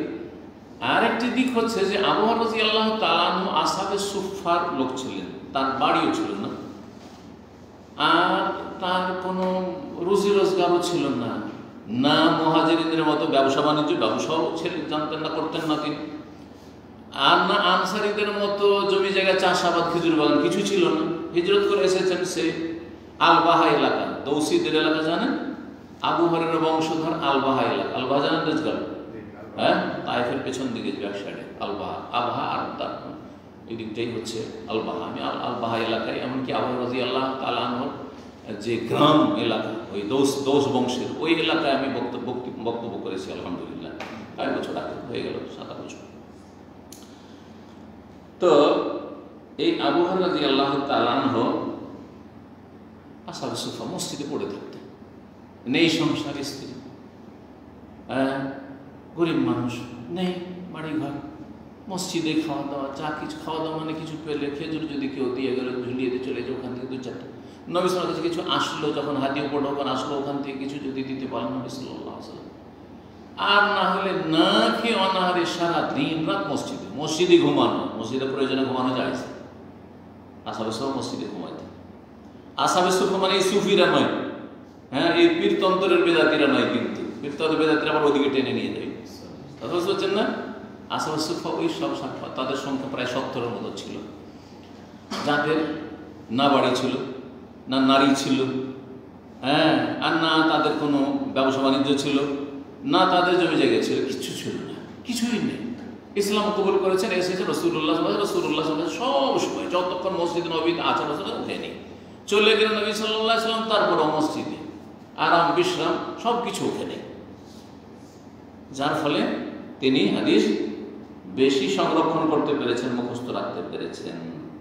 আবু হুরায়রা রাদিয়াল্লাহু তাআলা হাদিস সংখ্যা কত ছিল জানেন? 5376 মতো ছিল। আর আব্দুল্লাহ বিন উমর রাদিয়াল্লাহু তাআলা হাদিস হলো 700 কিছু বেশি ছিল, 700। কত পার্থক্য! বরং আব্দুল্লাহ বিন উমর না, আব্দুল বিন আমর, আব্দুল্লাহ বিন আমর রাদিয়াল্লাহু তাআলা। আব্দুল্লাহ বিন উমর রাদিয়াল্লাহু তিনিও মুকসিরিনদের মধ্যে, তারও অনেক হাদিস ছিল। আয়েশা রাদিয়াল্লাহু তাআলা আনহার হাদিস 2 নম্বরে, আয়েশা রাদিয়াল্লাহু তাআলার হাদিস সংখ্যা 2000 এর বেশি ছিল। 2000 এর বেশি হাদিস বর্ণনা এসেছে আয়েশা রাদিয়াল্লাহু উম্মুল মুমিনিন থেকে। তাহলে লেখার প্রমাণ হইল না, হয় না? আব্দুল্লাহ বিন আমর আজ কি করতেন? এলেম লিখতেন। তাহলে এলেম লেখা জায়েজ। 114 নম্বর হাদিস ইবনে আব্বাস রাদিয়াল্লাহু তাআলা আনহুমা থেকে বর্ণিত, তিনি বলেন লামাইস্তাদা বিন নবী সাওয়াজুহু, নবী সাল্লাল্লাহু আলাইহি সাল্লামের রোগ যখন চরম আকার ধারণ করল, রোগ যন্ত্রণা যখন বৃদ্ধি পেল, ইস্তাদা ওয়াজহ, রোগ যন্ত্রণা, ওয়াজহ মানে ব্যথা, ওয়াজহ মানে কি? পেন, ব্যথা যায়। আজকাল এই শব্দটি ব্যবহার হয়, বা আলাম, আলাম মানে ব্যথা, ওয়াজহ মানে। যখন নবী সাল্লাল্লাহু আলাইহি ওয়াসাল্লামের রোগ যন্ত্রণা বৃদ্ধি পেল, কালা, তখন বললেন, একবারে মৃত্যুশয্যায় শেষ অবস্থায়। তারপরে 4 দিন রাসূলুল্লাহ সাল্লাল্লাহু আলাইহি ওয়াসাল্লাম কিন্তু বেঁচে ছিলেন, তারপরেও 4 দিন রাসূলুল্লাহ সাল্লাল্লাহু আলাইহি ওয়াসাল্লাম বেঁচে ছিলেন। বললেন ইতুনি বিকিতাবিন, আমার কাছে একটা লিখনের উপকরণ নিয়ে আসো, মানে কোন একটা কিছু নিয়ে এসো যাতে লিখে দিই, যাতে কি করবো? লিখনের উপকরণ। তখনকার খাতা কলম বলা যাবে না, কারণ তখন খাতা কলম, কলম ছিল, খাতা ছিল না। হ্যাঁ, কলম তো আমরা কঞ্চির কলম ব্যবহার করেছি। আমরা ছোটকালে মাদ্রাসায় লেখাপড়া করেছি, কালি বড়ি পাওয়া যেত, সে গুলে নিতাম, আর তাতে কঞ্চির কলম, কঞ্চি চিকন করে দিত আমাদের আম্মা আপারা, আর তারপরে সেই কলম ডুবাইতাম, আর তারপর লিখতাম। কলম ডুবাইতাম, খাতায় লিখতাম। শ্রুতি হাতের লেখা সুন্দর করার জন্য এটা আমরা করতাম। আর বাংলা লিখেছি স্লেট পেন্সিল। স্লেট পেন্সিল ব্যবহার করেছেন না? খাতা দিয়ে শুরু করেছেন? হ্যাঁ, জি। তো লিখনির উপকরণ নিয়ে এসো, মানে কিছু নিয়ে এসো যাতে লিখে দিই তোমাদেরকে। আক্তুবু লাকুম কিতাবান, তোমাদের জন্য একটা লিখনি আমি লিখে দেবো, লা তাদিল্লু বাদাহু, এই লিখার পরে তোমরা পথহারা হবে না, পথহারা হবে না, বা দিশেহারা হবে না। কি করব না করব আমি লিখে দিচ্ছি। বিষয় কি ছিল এখানে উল্লেখ করা হয়নি, বিষয় কি ছিল উল্লেখ করা হয়নি। হয়তো রাসূলুল্লাহ সাল্লাল্লাহু আলাইহি ওয়াসাল্লাম চেয়েছিলেন যে আমার পরে খলিফা হবে আবু বকর সিদ্দিক রাদিয়াল্লাহু তাআলা, সেটাই লিখে দিই, এটা হতে পারে। কিন্তু বলবেন যে আলী রাদিয়াল্লাহু তাআলা সম্পর্কে লিখে দিতেন, এটা মিথ্যা কথা, এটা মিথ্যা কথা। কেন? কারণ ইশারা ইঙ্গিতে একাধিক বিষয়ে রাসূলুল্লাহ সাল্লাল্লাহু আলাইহি ওয়াসাল্লাম স্পষ্ট করে দিয়েছেন যে আমার পরে খলিফা কি হবে? আবু বকর সিদ্দিক রাদিয়াল্লাহু তাআলা। একটা দলিল, যদিও সেটাকে লম্বা করবো না, সবগুলি দলিল বলবো না, একটা শুধু বলছি। সহিহ বুখারীতে হাদিসগুলি আসবে, আছে। যখন রাসূলুল্লাহ অসুস্থ হয়ে গেলেন, আর ইমামত করতে পারছেন না, মসজিদে যেতে পারছেন না, তখন কি বললেন? মুরু আবু বকরিন ফালিউসাল্লি বিন নাস, তোমরা যাও আবু বকরকে বলো যেন লোকজনকে ইমামত করে নামাজ পড়িয়ে দেয়, সালাত পড়ায়। ইমামতি কাকে করতে বললেন? কেন? যদি খলিফা হতেন আলী রাদিয়াল্লাহু তাআলা, বলছেন আলীকে বলো আলী ইমামত করুক, কথা বললেন না? বলেছেন? যেমন উমার কথা বলেননি, বরং আয়েশা রাদিয়াল্লাহু তাআলা আনহা বিষয়টিকে স্পষ্ট করার জন্য, যাতে কারো কোনো সংকোচ না থাকে, কারো কোনো সমালোচনার পাত্র না হন তার আব্বা, সেই জন্য বিষয়টাকে আরো ক্লিয়ার করে মাজা ঘোষা করছেন। কি করছেন? 3 বার করে বলছেন, ইয়া রাসূলুল্লাহ, আমার আব্বা যে আবু বকর না, রাজুলুন রাকিকুল কলবি, অন্তরটা খুব নরম, অন্তর খুবই নরম আমার আব্বা। যখন দাঁড়াবে আপনার জায়গাতে মেহরাবে সালাত পড়াইবার জন্য, আর আপনি অসুস্থ, উঠতে পারছেন না, লা ইউসমিউন নাস মিনাল বুকা, এত কাঁদতে শুরু করে দিবে যে ও সূরাই পড়তে পারবে না, মানুষও তার তেলাওয়াতই শুনতে পারবে না। মোর উমারা ইয়া রাসূলুল্লাহ, আপনি একটু উমারকে বলেন, এই উমারের দিলটা শক্ত আছে। উমার রাদিয়াল্লাহু তাআলাকে বলেন, উনি ইমামতি করবেন, মনটা শক্ত করে সালাত পড়াইতে পারবেন। রাসূলুল্লাহ সাল্লাল্লাহু আলাইহি ওয়াসাল্লাম বললেন যে না না, মুরু আবু বকর ফালিউসাল্লি বিন নাস, মুরু আবু বকর ফালিউসাল্লি বিন নাস। শেষখানে বলছেন যে আনতুন্না কা সাওয়াহিব ইউসুফ, ও ইউসুফ আলাইহিস সালামের যে যুগের ওই মহিলাদের মতো তোমরা যে করছো, ওই যুগের মহিলারা যারা জুলেখাকে কি করতো, ভর্ৎসনা দিত। আরে জুলেখা কত পাগলির পাগলি রে, ইউসুফের জন্য পাগল হয়েছে, বাড়ির চাকরের জন্য পাগল হয়েছে, একটা রানী আর বাড়ির চাকরের জন্য পাগল হয়েছে। অথচ তারাও সবাই পাগল ছিল। আমরাও যদি ইউসুফকে পেতাম, তাহলে ভিতরে ছিল যে না, জুলেখা নিজেকে সামলাতে পারছে না, আমরাই তো নিজেকে সামলাতে পারছি না, তাই না? এত সুন্দর, এত সুন্দর, আল্লাহ যে এত জামাল সৌন্দর্য দিয়েছে ইউসুফ আলাইহিস সালাম। আল্লাহ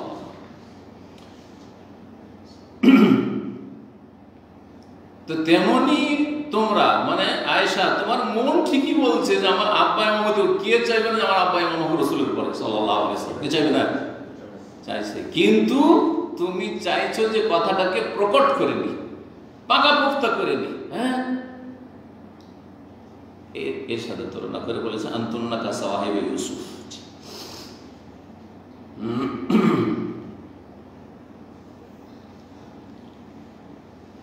কি বলছিলাম? হাদিস শোনাচ্ছিলাম, তাই না? তো নবী সাল্লাল্লাহু, হ্যাঁ কথাটা শেষ করি, কথা শেষ হয়নি, কথা যেটা বলতে দলিল বলছিলাম যে নবী সাল্লাল্লাহু আলাইহি ওয়াসাল্লাম মসজিদের ইমামত, সালাতের ইমামত এর জন্য বারবার করে তাকিদ করে কাকে ইমামত দিতে বলেন? আবু সিদ্দিক রাদিয়াল্লাহু তাআলা। যেই ব্যক্তি এই শ্রেষ্ঠ জায়গার ইমামত পাওয়ার হকদার, এটা স্পষ্ট করে দিলেন। তার মাধ্যমে রাসূলুল্লাহ স্পষ্ট করে দিয়ে গেছেন, যাকে আমি মসজিদে নববীর ইমামত দিলাম সেই দুনিয়াতে ইমামত করবে, যাকে দিনের ইমামত দিলাম সে দুনিয়ারও রাষ্ট্রীয় ইমামত করবে। বুঝতে পেরেছেন? আশা করি এইরকম বিভিন্ন ক্ষেত্রে আমি এবং আবু বকর ওমর গেছিলাম। কুনতু আনা ওয়া আবু বকর ওমর, যাহাবতু আনা ওয়া আবু বকর ওমর। কার নাম আগে বলেছেন? আমি গিয়েছিলাম, আবু বকর গেছিল, ওমর গেছিল, ওসমান গেছিল, এইভাবে বলতো। তারপর আর কারো কথা বলতেন না, তারপরে কারো কথা বলতেন না, কিন্তু এরকম বলতেন। এক মহিলা এসে বলছে, ইয়া রাসূলুল্লাহ, আমি যদি এমন সময় আসি যে সময় আপনাকে না পাই, তো কার কাছে ফতোয়া জিজ্ঞেস, মাসলা জিজ্ঞেস করবো? বলছেন ইতি আবু বকর, আবু বকরের কাছে যেও। কার কাছে যেও? আবু বকরের কাছে। তো রাসূলুল্লাহ সাল্লাল্লাহু আলাইহি ওয়াসাল্লাম শুধু এটুকু মনে করেছিলেন যে না হয় লিখেই, মনটা চেয়েছিল ওই সময়, কিন্তু প্রচন্ড যন্ত্রণা আছে, জি, রোগ যন্ত্রণায় ভুগছেন। ওমর রাদিয়াল্লাহু তাআলা আনহু তিনি ইজতিহাদ করলেন। ওমর রাদিয়াল্লাহু তাআলা ইজতিহাদ ওহীর অনুকূলে এসেছে। আল্লাহ যেটা পছন্দ করেন বহু ক্ষেত্রে, অনেকগুলো ক্ষেত্র রয়েছে। তো ওমর রাদিয়াল্লাহু তাআলা এই ক্ষেত্রে ইজতিহাদ করে বললেন যে রাসূলুল্লাহ সাল্লাল্লাহু আলাইহি ওয়াসাল্লামের অবস্থা একেবারে কঠিন, অনেক যন্ত্রণা তার হচ্ছে, আর এই সময় তাকে কষ্ট দিব, তিনি লিখে দিবেন বা লিখতে বলবেন, এইসব কষ্ট করার দরকার কি?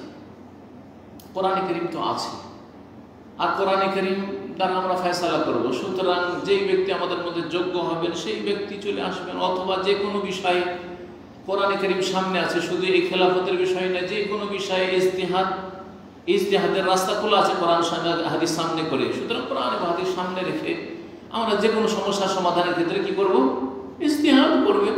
ইজতিহাদ করবে। সাহাবায়ে কেরামগণ কষ্ট তার প্রয়োজন নাই, এটা তার ব্যক্তিগত মত ছিল। তবু বললেন, তিনি প্রকাশ করলেন, ইন্না নবী সাল্লাল্লাহু গালাবাহুল ওয়াজাউ, নবী সাল্লাল্লাহু আলাইহি সাল্লামের ওপর রোগ যন্ত্রণা প্রচন্ড আকার ধারণ করেছে, মারাত্মক আকার ধারণ করেছে। ওয়া ইনদানা কিতাবুল্লাহ হাসবুনা, আমাদের কাছে আল্লাহর কিতাব রয়েছে যেটি আমাদের জন্য যথেষ্ট, কোরআনে কারীম আছে। ফাখতালাফু, কিন্তু একটা মত কেউ যদি পেশ করে একটা মতের পরে, তো দ্বিমত হবে, দুই ভাগে ভাগ হবে। যদি আপনাদেরকে বলি কোন একটা বিষয় নিয়ে এখন যে কি করবেন, শনিবারের আলোচনাটা শুরু করি না এখনো একটু অপেক্ষা করব, তো নিশ্চিত দুভাগে ভাগ হবে। কিছু লোকেরা সে একটা দল ভারী হবে হয়তো, কিছু লোকেরা বলেন না সে অনেকদিন হয়ে গেছে, আর কতদিন করোনা করতে থাকবো, শুরু করে দিই। আর কিছু লোক বলেন সে আর একটু দেখিনি, সামান্য কিছু কয়েকদিন বা কয়েক সপ্তাহ দেখিনি, হবে না? হবে। মানুষের স্বভাব হচ্ছে ইখতিলাফ করা, ইখতিলাফ হবেই। বলে যালিকা খালাকাল্লাহ, সূরা ইউনূস। আল্লাহ মানুষকে এরকম করে সৃষ্টি করেছে। দুটো মত হবেই, মতের ভিন্নতা মাঝে মধ্যে হতেই থাকবে, বরং বেশির ক্ষেত্রে হইতে থাকবে, কিন্তু এই ইখতিলাফ যেন ইফতিরাক পর্যন্ত না পৌঁছায়। ইখতিলাফ সাহাবায়ে কেরামের যুগে ছিল, কিন্তু বিচ্ছিন্ন ইফতিরাক ছিল, বিচ্ছিন্নতা ছিল না, দলীয়করণ ছিল না, গোঁড়ামি ছিল না, অন্ধত্ব ছিল না, পক্ষ নেওয়া ছিল না। কোরআনের পক্ষ নেওয়ার চেষ্টা করবো, হাদিসের পক্ষ নেওয়ার চেষ্টা, সবাই একমত। কোরআন এবং হাদিস দৃষ্টিকোণের পার্থক্য থাকতে পারে বোঝার ক্ষেত্রে, কিন্তু দল পাকাপাকি ছিল না।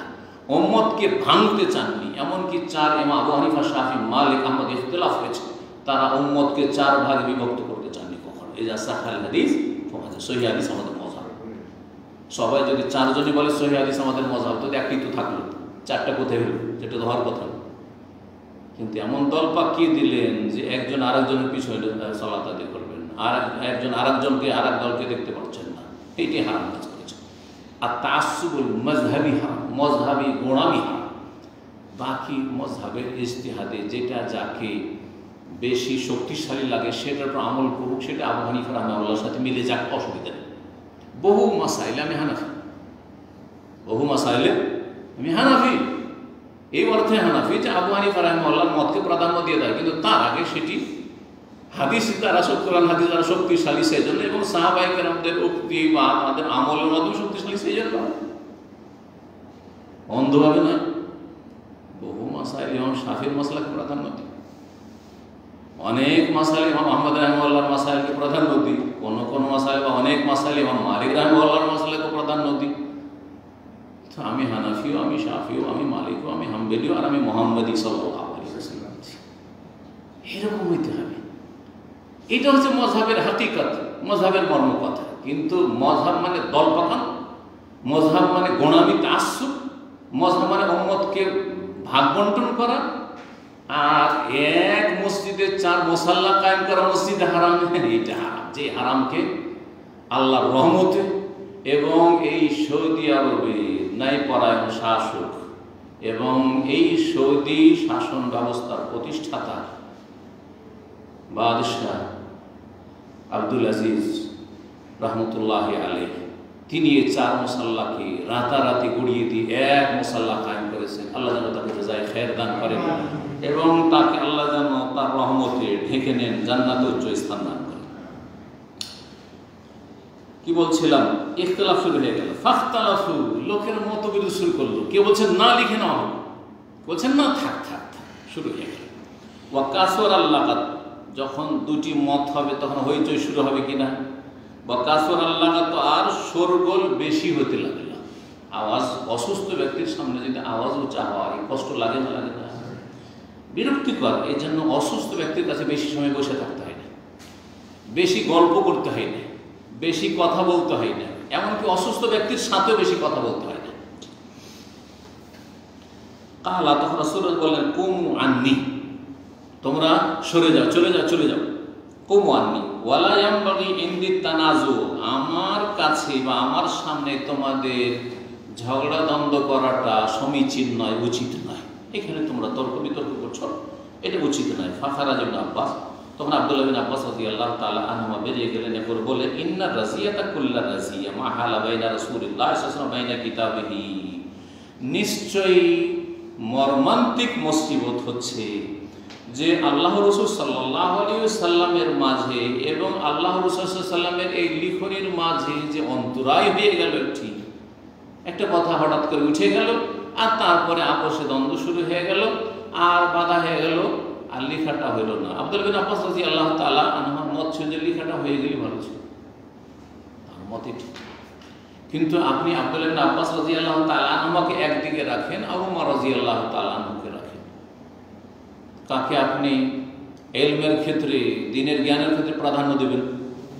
ওমর রাদিয়াল্লাহু আনহু দিবেন না, দিবেন না? রাসূলুল্লাহ সাল্লাল্লাহু আলাইহি ওয়াসাল্লামের স্বপ্নের হাদিস কিতাবুল ইলমে কিন্তু পড়েছি, হ্যাঁ জি, স্বপ্নে দেখেছেন বড় লম্বা লম্বা লম্বা সব জামা, কারো ছোট জামা, কারো বড় জামা। সবচেয়ে বড় লম্বা জামা দেখছেন কার গায়ে? ওমর রাদিয়াল্লাহু তাআলা আনহুর গায়ে।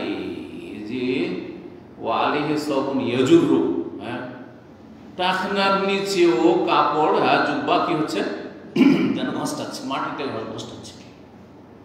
ফামা আউয়াল তো ইয়া রাসূলুল্লাহ, এর তাবিল কি করলেন? হ্যাঁ, কি তাবিল করেছেন? কি বিবরণ? দিনের জ্ঞান, দিনের জ্ঞান। আব্দুল্লাহ ইবনে আব্বাস রাদিয়াল্লাহু তাআলা আনহু সাহাবায়ে কেরামের মধ্যে বড় ফকিহ ছিলেন, বড় মুফাসসির ছিলেন, এতে কোনো সন্দেহ নেই। কিন্তু বড়র সাথে আরেক বড় যখন তুলনা করবেন তখন তো বলতে হবে না? জি হ্যাঁ, এতে কোনো সন্দেহ নেই। জি, তো যাই হোক, আল্লাহ রাব্বুল আলামিনের ফয়সালা এটাই ছিল যে লিখা হবে না, সেই জন্য হয়নি। কিন্তু যদি লিখেও দিতেন তাতেও কোনো অসুবিধা ছিল না। আর নাও যদি লেখা হয়, সেটাই আল্লাহ চূড়ান্ত ফয়সালা ছিল যে সাহাবায়ে কেরামদের ইজতিহাদ এবং শুরার উপর ছেড়ে দেওয়া হোক। তারাই নির্বাচন বরং এটাকে বলবো যে ইলেকশন নয়, নির্বাচন, সিলেকশন, তারাই মনোনয়ন করুক। যোগ্য ব্যক্তিকে বাছাই করা হচ্ছে সিলেকশন, মশওয়ারা, পরামর্শ। আর যোগ্য অযোগ্য, সৎ অসৎ সবার মূল্য একই রকম থাকা, এটা হচ্ছে ইলেকশন। গণতন্ত্র, গণতন্ত্র হচ্ছে নোংরামি।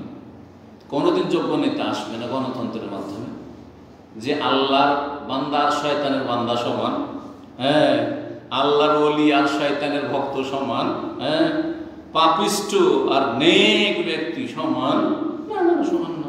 জ্ঞানী আর মূর্খ সমান, চাষি আর একজন আলেম আল্লামা সমান, হতেই পারে না, হতেই পারে না। খালি আস্তাগফিরুল্লাহ আলামনে, যেমন আলো আর অন্ধকার সমান নয়, রোদ আর ছায়া সমান নয়, কোরআনে কারিমে বলেছে আল্লাহ রাব্বুল আলামিন, তাই না? ঠিকই তেমনই জ্ঞানী আর অজ্ঞানী সমান নয়।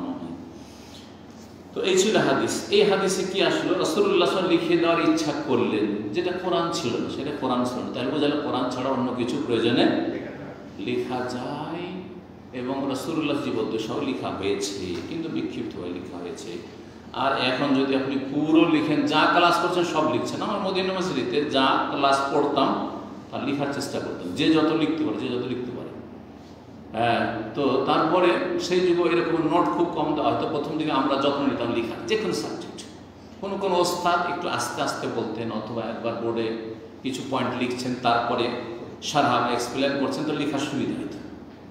আর অনেকে না, বলেই যাচ্ছেন, শুরু করেছেন তো 1 ঘন্টা 60 মিনিটের ঘন্টা হয়তো বলেই যাচ্ছেন। তখন লিখতে লিখতে সবাই কিন্তু 100-তে 100 লিখতে পারতো না। কেউ 80%, কেউ 90%, কেউ 95, কারো 2-4 একটা ছুটে গেল, মাঝে মাঝে ছুটে গেলে করতাম কি, যে ভালো ছেলেরা আছে আমারটা দেখে অন্যরা পূরণ করতো, একে অপরের পরিপূরক। আর ওরটা দেখে আমি খাতা মিলাইতাম, খাতা আমি নিয়ে চলে গেলাম, তোমার খাতাটা পরে সন্ধ্যাবেলা দিয়ে দেবো বা কালকে দিয়ে দেবো, আমার খাতাটা ওর নিয়ে গেল, কালকে তোকে দিয়ে দেবো। এইভাবে আমরা লেখাপড়া করেছি মদিনা ইউনিভার্সিটিতে। তো এই ছিল হাদিস। আর একটা অধ্যায় আমরা পড়ে নিই, 40 নম্বর অধ্যায়। ইমাম বুখারী রাহিমাহুল্লাহ বলেছেন, বাবুল ইলমি ওয়াল ইযাতি বিল্লাহ। এই অধ্যায় হচ্ছে জ্ঞান অর্জন করা এবং ওয়াজ উপদেশ দেওয়া রাতে। রাতের বেলা দিনের ইলম শেখা যাবে কিনা, আর রাতের বেলা কাউকে ওয়াজ করা, উপদেশ দেওয়া যাবে কিনা, সেটা ব্যক্তি পর্যায়ে হোক অথবা সমষ্টিগতভাবে হোক। সাপ্তাহিক আলোচনা চক্র আমাদের এশার সালাতের পরে, বরং এখানে তো এশার সালাতের পর আমরা এসিকো মার্কেটে একসময় একটা প্রোগ্রাম আমার দায়িত্বে পরিচালনা করতাম। দোকানপাটের যারা ব্যবসায়ী ছিল, রাত 12টায় এসে শুরু হতো আর রাত 1টাতে শেষ হতো।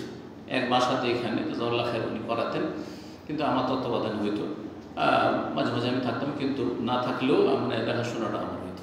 কিন্তু যখন দেখলাম যে এখন এত রাতে প্রোগ্রাম করাটা বিভিন্ন রকমের বাধা সৃষ্টি হতে পারে বা আপত্তি হতে পারে, তখন আমরা সেটাকে বা ভাইয়েরা বন্ধ করতে বাধ্য হয়েছে। কিন্তু অনেক জায়গায় ছোটোখাটো জায়গায় ইসলামিক সেন্টারগুলো আছে, আমি জানি ছোট শহরে আল কাসিমে দেখেছি দোকানপাটের লোকই, সেখানে বড় বড় কোম্পানির লোক নাই, দামামের মতো। হ্যাঁ, দামাম জেদার মতো এত প্রবাসী নেই, ওই দোকানপাটেরই কয়টা লোক, তার তো আর হয় না হলে। তো কী করবে তখন? ওই রাত্রে 11টা 11:30 দোকান বন্ধ করে এসে তখন দাস হয়, আর রাত দাস শেষ হয় 12:30, 1টায় দাস শেষ। জায়েজ না জায়েজ নয়? প্রয়োজন হলে জায়েজ, প্রয়োজন হলে। যেটা নিষেধ আছে বা মাকরুহ, রাসূলুল্লাহ অপছন্দ করতেন, সেটা হচ্ছে বিনা কাজে এশার পরে জেগে থাকে বিনা কাজে আপনি মার্কেটে ধরনের ঘুরে বেড়াচ্ছেন, বন্ধুদের কাছে আড্ডা দিয়ে বেড়াচ্ছেন, ঘুমাবেন না, অভ্যাস করেছেন রাত 12টায় ঘুমাবো, বিনা কাজে জেগে আছেন, বিনা কাজে আপনি মোবাইল টিপি করছেন, আপনি ফেসবুক আর এই সেই এইগুলি খেলা করছেন না, এগুলো হচ্ছে মুখ্য। এসব পরে তাড়াতাড়ি শুয়ে যান, ফজর উঠতে সুবিধা হবে, বরং তাহাজ্জুদ পড়তে চাইলে তাহাজ্জুদ পড়াও সহজ হবে। জি হ্যাঁ, তো প্রয়োজনে রাত্রে দিনই আলোচনা করা যেতে পারে, রাসূলুল্লাহ সাল্লাল্লাহু আলাইহি ওয়াসাল্লাম করেছেন, এর বৈধতা আছে। এই বৈধতা দেখাবার জন্য রাসূলুল্লাহ সাল্লাল্লাহু আলাইহি ওয়াসাল্লামের একটি হাদিস নিয়েছেন, কিন্তু এছাড়া অনেক দলিল রয়েছে। ইমাম বুখারী রাহিমাহুল্লাহর শর্তে ওই হাদিসগুলি না থাকার কারণে ওই হাদিসগুলি স্পষ্ট যেগুলো, সেই হাদিসগুলি হয়তো নিয়ে আসেন তিনি। 115 নম্বর হাদিস, উম্মে সালামা রাদিয়াল্লাহু তাআলা আনহা বর্ণিত, রাসূলুল্লাহ সাল্লাল্লাহু আলাইহি ওয়াসাল্লামের জাওজায়ে মুহতারামা উম্মুল মুমিনিন তিনি বর্ণনা কালা ইস্তাইকাযান নবী সাল্লাল্লাহু আলাইহি ওয়াসাল্লাম যাতা লাইলাতিন, কোন এক রাতে নবী সাল্লাল্লাহু আলাইহি ওয়াসাল্লাম হঠাৎ করে জেগে উঠলেন। উম্মে সালামা রাদিয়াল্লাহু তাআলা আনহার বাড়িতে পালা ছিল, হঠাৎ করে জেগে উঠলেন, তাহলে গভীর রাতে জেগে উঠেছে। ফাকালা, একটু উঠে বলছেন সুবহানাল্লাহ সুবহানাল্লাহ, সুবহানাল্লাহ মানে ওসাব্বিহু সুবহানাল্লাহ, আল্লাহর পবিত্রতা ঘোষণা করছি, আল্লাহর মহিমা ঘোষণা করছি। মাযা উনজিলাল লাইলাতা মিনাল ফিতান, আজকে রাতে কত যে গোলযোগ ফিতনা ফাসাদ নেমে এসেছে। ওয়া মাযা ফুতিহা মিনাল খাজাইনি, আর আজকে রাতে কত যে ভান্ডার সমূহ খুলে দেওয়া হয়েছে। দুটো কথা বললেন, নেগেটিভ আর পজিটিভ। আজকে রাতে ওহির মাধ্যমে জানতে পেরেছেন রাসূলুল্লাহ, আজকে রাতে দুনিয়ায় অনেক বালা মুসিবত নেমে এসেছে, ফিতনা ফাসাদ নেমে এসেছে। তাহলে বোঝা গেল যে ফিতনা ফাসাদের হুকুম কোথেকে নেমে আসে? আকাশ থেকে নেমে আসে। আল্লাহর পক্ষ থেকে অর্ডার নেমে এসেছে যে এতদিনের মধ্যে এতগুলি গোলযোগ, বিশৃঙ্খলা, অশান্তি আর ফিতনা ফাসাদ হবে, কলহ-বিবাদ হবে, আকাশ থেকে নেমে আসে। বালা মুসিবত কোথেকে নেমে আসে? এই যে করোনার মহামারী বা আকাশ থেকে নেমে এসছে আল্লাহর পক্ষ থেকে। এটি একটি ফিতনা, ফিতনা ব্যাপক অর্থ। সেটা দিনের ক্ষেত্রে ফিতনা হতে পারে, দুনিয়ার ক্ষেত্রে ফিতনা হতে পারে, স্বাস্থ্যের ক্ষেত্রে ফিতনা হতে পারে, যে সব ক্ষেত্রে ফিতনা হতে পারে। আর এটা তো নেগেটিভ ছিল, বালা মুসিবত, যেটা অপ্রীতিকর, মানুষ চাই না, সেটাও আকাশ থেকে নেমে আসে। আর আল্লাহর পক্ষ থেকে বহু কিসের কল্যাণের ভান্ডার খোলা হয়েছে আজকে, যাতে করে মানুষ নিরাশ না হয়ে যায়, হতাশাগ্রস্ত না। আল্লাহু আকবার, এত ফিতনা, এত বালা মুসিবত, তো বেঁচে থাকার চাইতে মরে যাবে, তাই না? যেমন বালা মুসিবত নেমে এসেছে, তেমনি কি নেমে এসেছে বা কি খোলা হয়েছে? বহু কল্যাণের ভালাইয়ের ভান্ডার খুলে দেওয়া হয়েছে আল্লাহর পক্ষ থেকে। বহু আল্লাহর পক্ষ থেকে রহমত এবং বরকত নেমে এসেছে। আইতুরু সাওয়াহিবাল হুজার, সুতরাং তোমরা কক্ষসমূহে অবস্থানকারিণী রমণীদেরকে জাগিয়ে দাও। রাসূলুল্লাহ সাল্লাল্লাহু আলাইহি ওয়াসাল্লামের বিবিগণের এক একটা করে কক্ষ ছিল, একটা করে ছোট হুজরা, হুজরা এক বচন, হুজরা মানে কক্ষ, ছোট রুম। আর তারপরে সামনে একটু হয়তো উঠান, যেমন আমাদের দেশের গ্রামের বাড়িগুলো দেখছেন, একেবারে গরিবের বাড়ি, একটা হয়তো কোন রকম করে খড়ের ঘর, হ্যাঁ, আর তারপরে সামনে একটা আঙ্গিনে ঘেরা আছে, হয়তো ঘেরা যদি ঘেরার ব্যবস্থা থাকে বা পর্দার যদি যত্ন নেয় তাহলে, না হলে ঘেরা অনেকগুলো পড়ে আছে। এদেরকে জাগিয়ে দাও, মানে আমার বিবিদেরকে জাগিয়ে দাও, মেয়েদেরকে জাগিয়ে দাও। সাওয়াহিবুল হুজার, এই কক্ষগুলিতে যে মহিলারা আছে এদেরকে কি করো? জাগিয়ে দাও। কেন? একটি বদবন্দি করুক, একটু তাহাজ্জুদ পড়ুক। ফারুব্বা কাসিয়াতিন ফিদ দুনিয়া আরিয়াতুন ফিল আখিরাহ, কারণ অনেক দুনিয়াতে বস্ত্র পরিধানকারিণী এমন আছে, আরিয়াতুন ফিল আখিরাহ, যারা পরকালে বিবস্ত্র থাকবে। দুনিয়ায় সুখ স্বাচ্ছন্দ্য ছিল, ধন সম্পদের অভাব ছিল না, কাপড়ের অভাব ছিল না। আজকাল মহিলাদের যদি জিজ্ঞাসা করো, সাধারণ ফ্যামিলির মহিলা জিজ্ঞাসা করো তোমার কয়টা সালোয়ার কামিজ বা শাড়ি আছে, গনে বলতে পারবে না। বলতে হবে তাহলে গনতে হবে, কথা ঠিক না? ঠিক বলছি। আর বাস্তব সত্য, আপনি জিজ্ঞাসা করে দেখেন আপনার আত্মীয় স্বজনদের মধ্যে যে বোনেরা আছে, হ্যাঁ, খালারা আছে, খালা তখন জিজ্ঞেস করি, হ্যাঁ, ভাবিকে জিজ্ঞাসা করি, হ্যাঁ, যে কতটি আছে, বলতে পারবো না। আপনার বাচ্চারা, আমাদের যুগে বলতে পারতাম, আমরা ছোটকালে দেখেছি দুটো না তিনটে, হ্যাঁ, এখনো আলহামদুলিল্লাহ 2, 4, 5টা 10টা অপচয় মনে করি, কিন্তু কাজে কাজে অনেক সময় হয়তো হয়ে গেছে। কিন্তু আলহামদুলিল্লাহ আমরা কখনো চেষ্টা করিনি থাকলেও যে আমাকে 5টা 10টা করতে হবে না, 3টে থেকে 4টা 5টা যথেষ্ট। কিন্তু আপনি প্যান্ট রেখেছেন 20টা, কী করবেন? প্যান্ট 20টা করে। গেঞ্জি রেখেছেন 10টা, কী করবেন আপনি? বুঝতে পারছেন না? জি। তো অনেকেই অভাব ছিল না, যার ফলে দুনিয়াতে কাপড় পরিধান করেছে, কিন্তু কাপড়গুলি ভালো ছিল না। কাপড় হয় খুব চিকন পাতলা ছিল, কাপড় পরেও তারা কি থাকতো? নেশাউন কাসিয়াতুন আরিয়াতুন, কাপড় পরিধান করেও তারা বিবস্ত্র যেন থাকতো, ভিতরে সব দেখা যাচ্ছে। এমন পাতলা শাড়ি যে সব কিছু দেখা যাচ্ছে, এমন পাতলা ব্লাউজ যে ভিতরে ব্রেসিয়ার বেড়া পর্যন্ত দেখা যাচ্ছে। যাচ্ছে না? যাচ্ছে না? আউযুবিল্লাহ। অথবা কাপড়গুলি হচ্ছে শর্ট, ব্লাউজ 4 আঙ্গুলের। হ্যাঁ, শেখ আকরামুজ্জামানের মামা আমার ওস্তাদ ছিলেন, তার কাছে বুখারী পড়েছি 1 খণ্ড। তো উনি আবার কবিও ছিলেন। হ্যাঁ, ইসলামিক ছড়া তৈরি করতে পারতেন। তো এই ধরনের ছড়াগুলি ছোটকালে পড়াশোনা করছেন ওনার কাছ থেকে। শাড়ি আর ব্লাউজ সম্পর্কে তিনি বলেছেন, এই বেহায়া ব্লাউজ সম্পর্কে। ব্লাউজ মানে বেলেহাজ। ব্লাউজকে আমার এক ওস্তাদ বলছেন যে ব্লাউজ হচ্ছে এই যে শর্ট ব্লাউজ হচ্ছে বেলেহাজ, মানে লজ্জাহীন পোশাক। লেহাজ মানে লজ্জা, কোনো লেহাজ করে না রে, বলে না লেহাজ করে না, লজ্জা করে না, বেলেহাজ ব্লাউজ। তো তিনি তার একটা লাইন হচ্ছে যে এমন পোশাক আসলো সমাজে, এই শর্ট এই ব্লাউজ, যে পেট পিঠ ফাঁকা রয় শুধু মধ্যখানে। পেট পিঠ সব পেটও দেখা যাচ্ছে, এদিকে পিঠও দেখা যাচ্ছে, চারিদিকে বাঁট পড়ে আছে তাও দেখা যাচ্ছে, শুধু মধ্যখানে একটু কাপড় আছে। আউযুবিল্লাহ। এত লম্বা শাড়ি পরে যদি সব খোলা থাকে, তাহলে কাপড় পরিধান করেও কি বস্ত্রহীন, কাসিয়াতুন আরিয়াত। সহিহ মুসলিমের হাদিসকে এই হাদিসের তুমি নিয়ে, এরাই জাহান্নামে যাবে এবং তারা বিবস্ত্র থাকবে জাহান্নামে।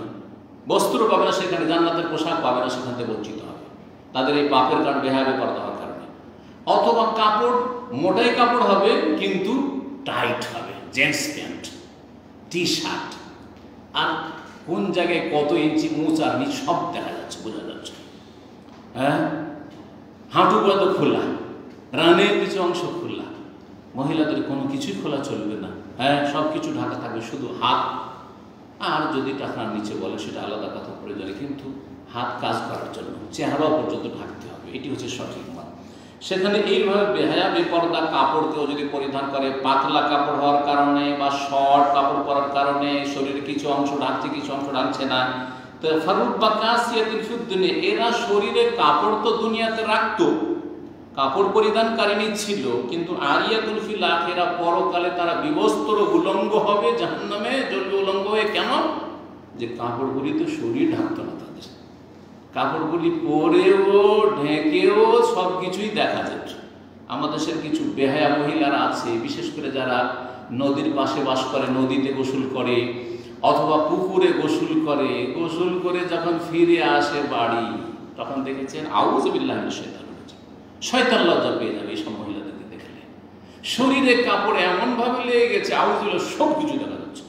একটা পুরুষ লোক সাদা লুঙ্গি ভিজে, সাদা লুঙ্গিতে কখনো যদি গোসল করে তো গামছা উপরে পড়বেন, অনেকে পাগল আছে, সাদা লুঙ্গিতে গোসল করে আর পানি ঢেলে দিয়েছে আর সব কিছু জেগে গেছে, সব দেখা যাচ্ছে। যায় না? যায় না?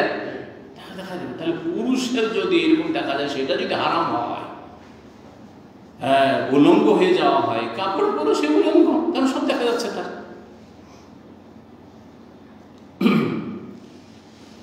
এই হাদিসে কি প্রমাণ পাওয়া গেল? যে রাসূলুল্লাহ সাল্লাল্লাহু আলাইহি ওয়াসাল্লাম রাতে ঘুমিয়েছিলেন আর জেগে গেলেন, তাহলে গভীর রাত ছিল। আর গভীর রাতে উঠে এই যে বললেন যে আজকে কত যে ফিতনা নেমে এসেছে, যেমন ফিতনা ফাসাদ নেমে এসেছে আল্লাহর পক্ষ থেকে, তেমনি অনেক কল্যাণের মঙ্গলের ভান্ডার খুলে দেওয়া হচ্ছে আল্লাহর পক্ষ থেকে, রহমত বরকতের। সুতরাং এই সময় সবাইকে একটু জাগিয়ে দাও, উপদেশ দিলেন, একটু তাহাজ্জুদ পড়ুক, আল্লাহকে ডাকুক, জিকির আজকার করুক, দোয়া করুক, তওবা ইস্তিগফার করুক, নিজের আখিরাতের সম্বল বাড়াক। এই যে ওয়াজ করলেন, রাতে কি করলেন? ওয়াজ করলেন, দিনের জ্ঞান দান করলেন। ফারুব্বা কাসিয়াতিন ফিদ দুনিয়া আরিয়াতুন ফিল আখিরাহ, এগুলো উপদেশ। রাতে দিলেন না? তো অধ্যায়ের সাথে মিল পাওয়া গেল। এই হাদিস থেকে আর একটি মাসআলা জানা গেল, সেটা হচ্ছে মানুষ যখন কোনো কিছুতে অবাক হয়, আশ্চর্য হয়, তখন সুবহানাল্লাহ বলা সুন্নাত। সুবহানাল্লাহ, সুবহানাল্লাহ। কিন্তু আশ্চর্য হলে, আর আমাদের দেশের বক্তারা একটু পর পর বলেন সুবহানাল্লাহ, হ্যাঁ বলেন সুবহানাল্লাহ, হ্যাঁ মিথ্যা কিচ্ছা কাহিনীতে বেশি সুবহানাল্লাহ। কারণ মিথ্যা না হলে তার আশ্চর্যজনক কিছু দেখবে না। আরে অমুক আল্লাহর এত ওলিয়ে কামেল ছিলেন, তিনি নদী পার হইতেন গামছা বিছিয়ে, পানিতে জায়নামাজ বিছিয়ে নামাজ পড়তেন, আকাশে তিনি উড়তেন, দেখা যেত তাকে। তিনি মক্কায় মাগরিব পড়তেন আর মদিনায় এসে এশা পড়তেন। শুনে নাই? আউযুবিল্লাহ।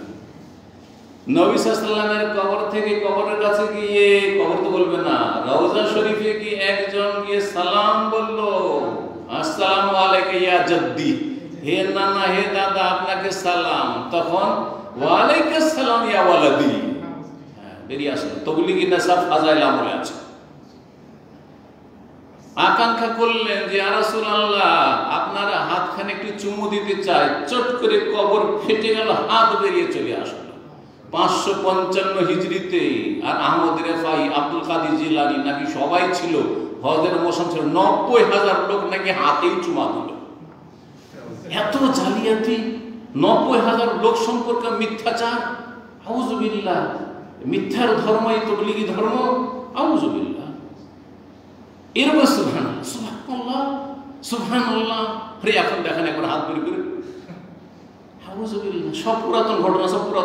এখনকার পীর ওলিয়ে কামেল গুলোকে দেখান না একটু, কেরামতি একটু আকাশে দেখতে চাই, উঠছে। হ্যাঁ, জীবিতদের কেরামতি একটু দেখান, তাহলে না বুঝবো। জেলে ঢুকলো এই কেরামতি বয়ানকারীরা, তখন আবার আন্দোলন কেন করা লাগবে? কেরামতিতে বেরিয়ে চলে আসবে, বরং জেল পানি আর পানি হয়ে যাবে। হ্যাঁ, হেল্লাজের মতো, তাই না? হোসেন মানুষের হেল্লাজের কিচ্ছা কাহিনী আছে না নেই? আরে জেলই নেই, শেষ হয়ে গেছে, পানি আর পানি। দেখাও এদের পীরদেরকে নাকি কাবা তপ করতে চলে আসে। পীরেরা কাবার তপ করতে যায় না, কাবা উঠে এসে তপ করছে অমুক পীরের। এসব কিচ্ছা কাহিনী তাদের কিতাবে আছে। তুই একবার দেখিয়ে দাও যে তোমাদের হক্কানি পীরের তপ করছে কাবা এসে বাংলাদেশে বা ইন্ডিয়াতে, দেখো। আউযুবিল্লাহ, কি শয়তানি এসব ধর্মের নামে।